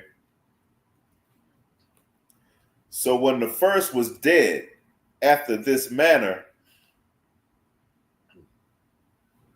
they brought the second to make him a mocking stock. They brought the second in to make fun of him, to make a mocking stock. And when they had pulled off the skin of his head with the hair, they pulled the skin off the head of the head with his hair. Damn this, like they scalped him. They asked him, wilt thou eat before thou be punished throughout every member of thy body? So before we jack your whole body up, are you going to eat this pork? Verse 8, but he answered in his own language and said, no. So you know what he said. He said, la'al. Wherefore he also received the next torment in order, as the former did, as his older brother did. He got the same torture and died. And when he was at his last gasp, he said, thou like a fury takest us out of this present life, but the King of the world shall raise us up. That's right. You know, you meet some Christians always say they don't believe in reincarnation. I'll be like, well, Christ is not coming back for you. You don't believe in reincarnation, you're an unbeliever. Christ ain't coming back for you.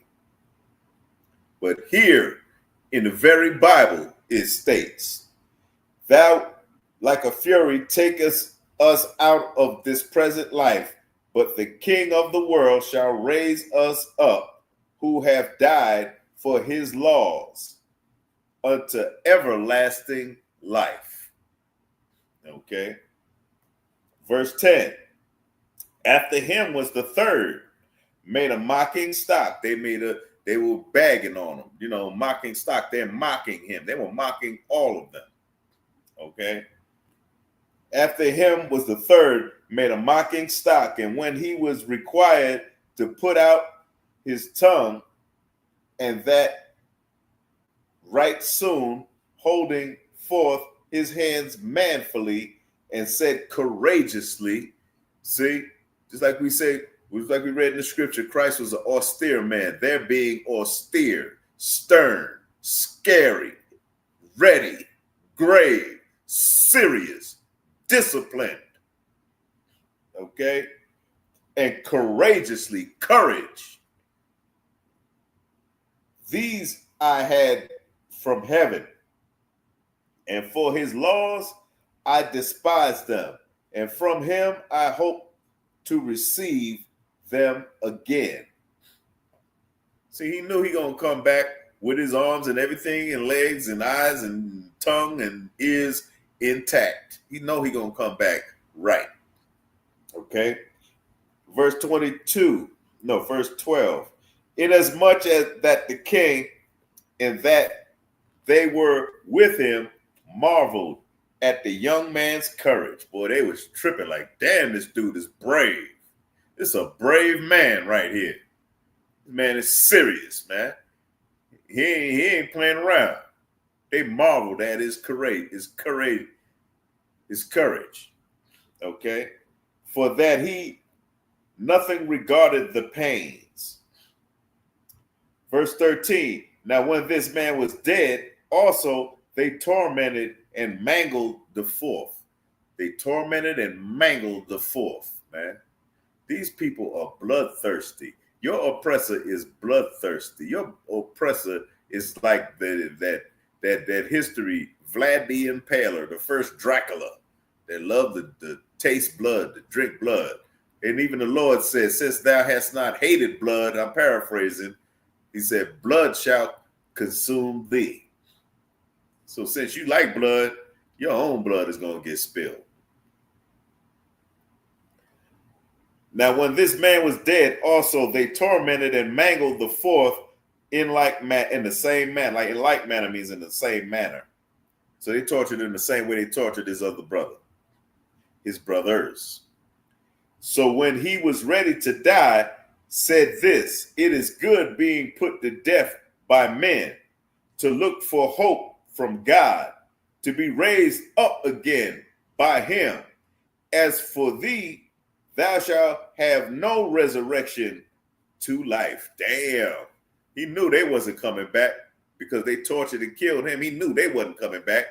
That's why the Lord is not going to let Esau rule this world no more. There won't be no more Trumps. There won't be no more Mario Cuomos. There won't be no more Mrs. Clinton, Mr. Clinton, Nixon, FDR, Franklin Delano Roosevelt, Mayor Lindsay. None of them no more. For what they did to us, man. That's why. That's why that war is going down.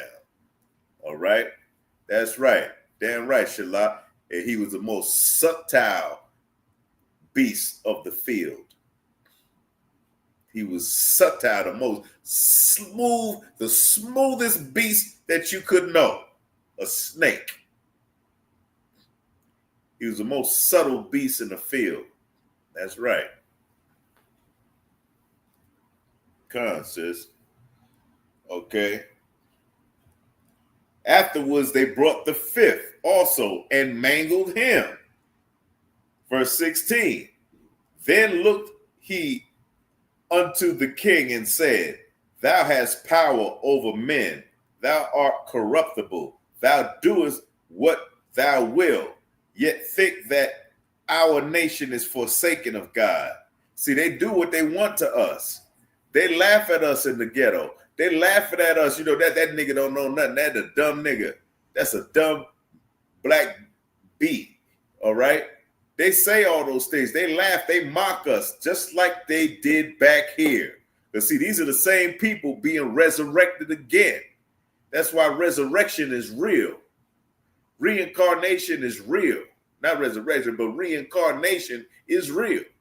Because these were the same people. These are the sons. They all say, I never had a slave. Yeah, but your forefathers had slaves. You have that same spirit, that same wicked spirit that your father had. That's what you got. The same damn thing, man. That's why they deporting our brothers over there. That's why they building a wall. That's why your rent is so high. That's why your jobs don't pay nothing and you're living paycheck to paycheck. That's why you're on GR and food stamps. That's why you're paying child support and you ain't even got no money for you. That's why. Afterwards, they brought the fifth. This is the fifth son they're working on.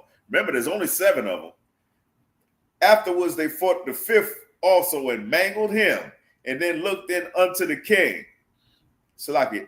Then looked he unto the king and said, Thou hast power over men. Thou art corruptible. Thou doest what thou wilt. Yet think not that our nation is forsaken of God. But abide a while, and behold his great power, how he will torment thee and thy seed. See, and that's another reason why he said it's right here. They tell you all, they always tell us that at camp. Every time we go to camp, they always say, I never had no slaves. I don't deserve that punishment. I didn't do it. I don't do that. Yeah, but your father did it, man. And that's why it says right here in this, at the end of this verse, it says, thy and thy seed. What is your seed? Your seed is your sons and daughters, man. Leonard, what did you say, brother? That is so heavy what you are bringing out, sir. Oh, yeah, Khan. Yeah, we got to stay down for Yahweh. Damn right, Leonard. That's right. Damn right. That's what we got to do. We got to stay down. We got to hold this, man. So when Christ returns, happy as he is that's doing the work. When Christ returns, you better be doing the work, man. Don't be sitting around. Don't be sitting around having anything come to you. You better be doing the work. And that's like the increase, like you were saying, Black Dazzle, about the increase in money, the increase in talents. And like I was saying, the increase in the talents, okay?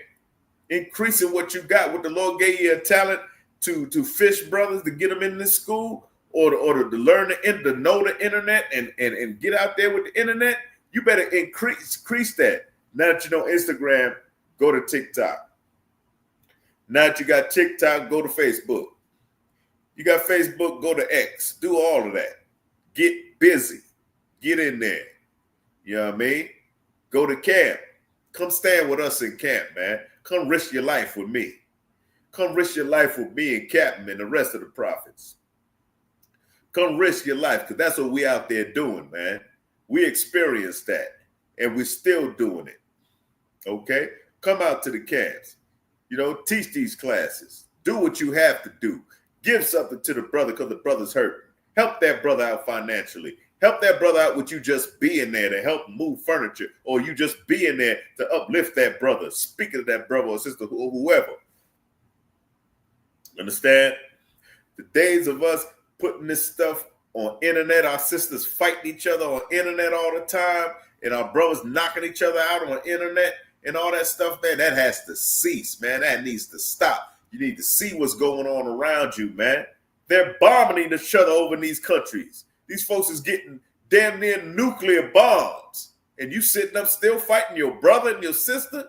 You sisters still wearing them tight, dumbass clothes, looking like a hoe, twerking and all that? That's why we need a savior, man. It is ridiculous, man. That is ridiculous. These brothers and their mother risked their lives. They didn't just risk their life. They gave their life for it. They were mangled and tortured and maimed. Serious stuff right here. I mean, Bible ain't no joke. Christ wasn't no joke, as you see. You know what I mean? Christ ain't coming back. And the Lord ain't no joke neither. Need I go back to Exodus chapter 15 and verse 3? Y'all know what that one's about. I'm going to go and read it again any old way. Exodus, book of Exodus, chapter 15 and verse 3. The Lord is my strength. Salaki. The Lord is a man of war. The Lord is a man of war. Understand that. You should fear God. Don't fear no damn man. Fear God. All right. The Lord is a man of war. The Lord is his name. And his real name in Hebrew is Yahweh. Okay. Verse 4. Pharaoh's chariots and his host have he cast into the sea. His chosen captains are also drowned in the Red Sea. Right now, where they fighting over that Red Sea, the Pharaoh and his chariots is down underneath that water. Okay.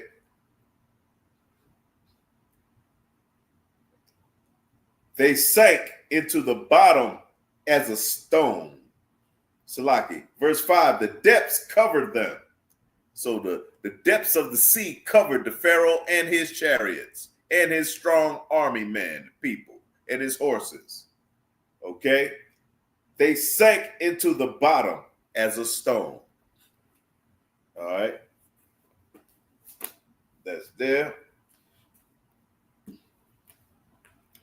Now let's get back with these brothers. We're in the book of Maccabees, second Maccabees, verse 7. Chapter 7 and verse 10. No, verse 18.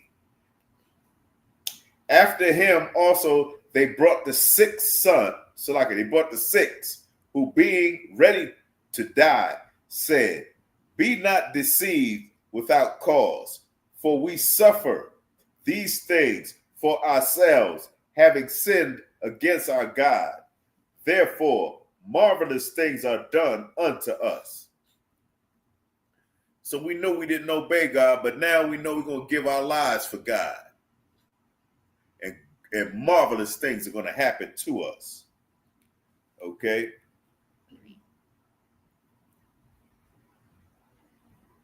Verse 19. But think not thou that taketh in hand to strive against God, that thou shalt escape unpunished. Don't think you're going to get away with it. Okay? Verse 20. But the mother, now let's see what the mother did after she saw all 7 of her sons die. But the mother was marvelous above all and worthy of honorable memory. That's why she's written in this Bible. She's worthy of honorable memory. Okay. I think it was the 6. It was the 6 that died. So that's where we're at. But the mother was marvelous above all and worthy of honorable memory. For when she saw her 7 sons slay, okay, it was 7. When she saw all her sons get killed, all 7 of them get killed, get slain within the space of one day. They killed all of them in one day. She bare it with a good courage. Damn, she had courage. So you sisters in the school, have that courage that you see us have. Have that courage. You know what I mean? Yea, she exhorted every one of them in her own language, filled them with courageous spirits, and stirring up her womanish thoughts with a manly stomach. See that? Stirring up her womanish thoughts with a manly stomach.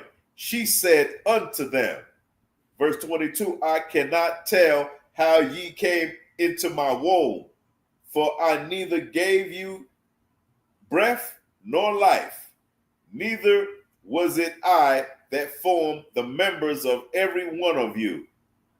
Verse 23, but doubtless the creator of the world, who formed the generation of man and found out the beginning of all things, will also of his mercy give you breath and life again, as ye regard not your own selves for his law's sake.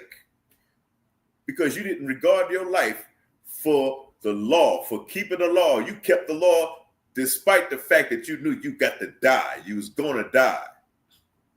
You know what I mean? That's what she said. All right.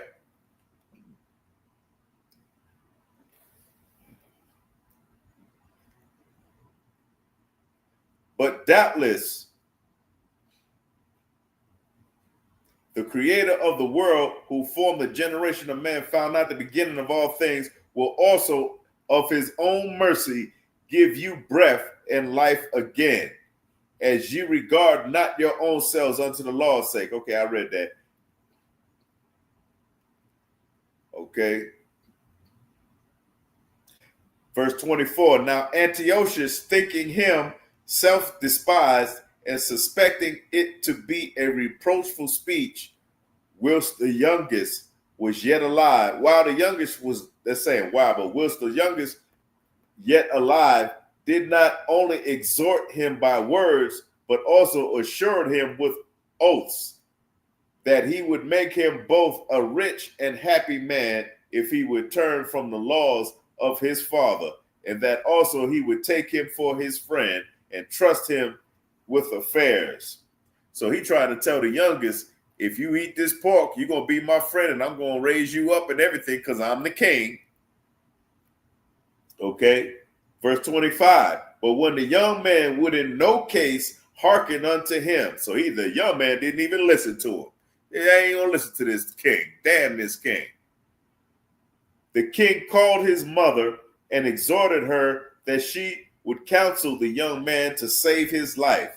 And when he was exhorted by her with many words, she promised him that he would counsel her son, that she would counsel her son. But she, knowing herself toward him, laughing the cruel tyrant to scorn.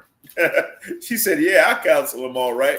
And she laughed him to scorn because she knew she wasn't going to counsel him in his way. She knew she wasn't going to counsel her son in the king's way. So she laughed him to scorn. Okay. Spake in her country language on this manner, O my son, have pity upon me that bare thee 9 months in my womb, and gave thee suck 3 years, and nourished thee, and brought thee up unto his age, and endured the troubles of education. Verse 28, I beseech thee, my son, look upon the heaven and the earth, and all that is therein, and consider that God made them of things that were not, and so was mankind made likewise. Verse 29, fear not this tormentor, don't fear them. Okay, but being worthy of thy brethren, take thy death, that I may receive thee again in mercy with thy brethren. See that? Receive thee again with mercy. What's God's greatest characteristic in his personality? Mercy. All right? So she knew she was going to see all her sons again. You know what I mean? Verse 30, while she was yet speaking these words, the young man said, whom wait ye for? I will not obey the king's commandment, but I will obey the commandment of the law that was given unto our fathers by Moses. That's how you get down. That's how you get down in this school, man. That's how you get down in the ISUPK under the commanding General Yohana. You get down this way, the way this servant of the Lord did, with great courage, man. Be of courage. Have no fear. These people are fearful out here in this world right now. They're scared to death. Be ye of great courage, man. All right. Verse 31, and thou hast been the author of all mischief against the Hebrews, shall not escape the hands of God, for we suffer because of our sins. Verse 33, and though the living Lord be angry with us a little while for our chastening and correction, yet shall he be at one again with his servants. She knew this, man, because there's a covenant. The Most High had a covenant with Abraham, Isaac, and Jacob. He has a agreement, a contract with our forefathers, Abraham, Isaac, and Jacob. He will yet have mercy on Israel. He will yet have mercy. In other words, he will yet have mercy on blacks, Hispanics, and so-called native Indians only because of Abraham, Isaac, and Jacob. Damn right. If I was in class, I'd say, get a Lord a hand. All right? Don't say, give a Lord a hand any old way. Shoot. Get a Lord a hand. That's right.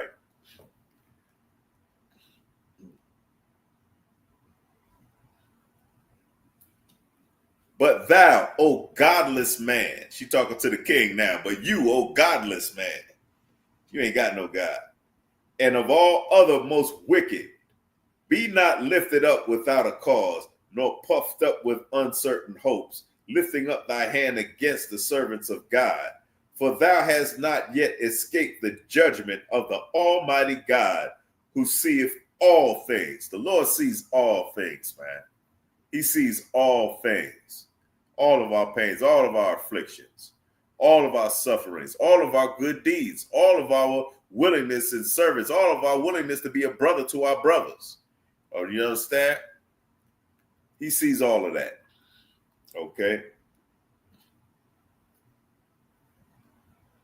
For our brethren who now have suffered a short pain are dead under God's covenant of everlasting life. Yeah, we're under that contract of everlasting life. But that condition is that you follow God's laws, statutes, and commandments. Okay? We're going to go to Deuteronomy chapter 4 and verse 5. The book of Deuteronomy chapter 4 and verse 5. Behold, I have taught you statutes and judgments, even as the Lord my God commanded me, that ye should do so in the land whither ye go to possess it. Verse 6, keep therefore and do them. This is your wisdom and your understanding in the sight of the nations. In the sight of all the nations, this is your wisdom and your understanding that you keep these laws, statutes, and commandments. That's why we look the way we do. Don't be ashamed by the way we look the way we do in public. We're not ashamed of it. The Lord said, they said that we'll be fools for Christ. The scripture says we're fools for Christ, man. Damn right we are. We wearing them fringes, man. Them fringes represent the fact that we follow the law, statutes, and commandments. We wear the headpieces. We uncover our heads when we teach these scriptures. You understand? We keep these holy days. We do these things because the Lord commanded us to do it. It is our wisdom in the sight of all the nations. Now, let me see if I can end this with the book of Ecclesiastes.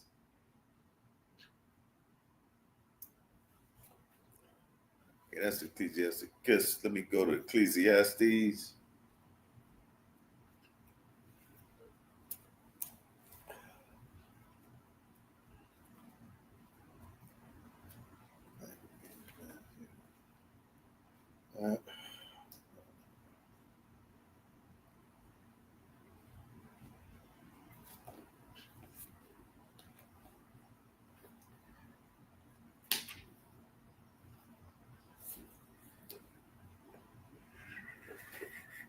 Give me 1 second.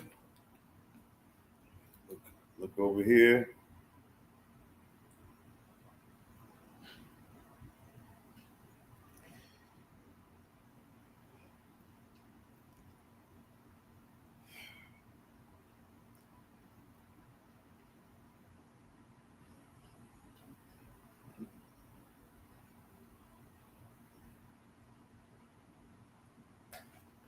Ecclesiastes chapter 12 and verse 13. This is what I'm going to end the class with. The book of Ecclesiastes, chapter 12 and verse 13. Let us hear the conclusion of the whole matter, despite what's going on. Let us hear the conclusion of the whole matter. Fear God and keep his commandments, for this is the whole duty of man. Brothers, Black, Hispanic, and Native Indians, the whole duty of man is to keep the laws, statutes, and commandments. And with that, I'm going to say shalom.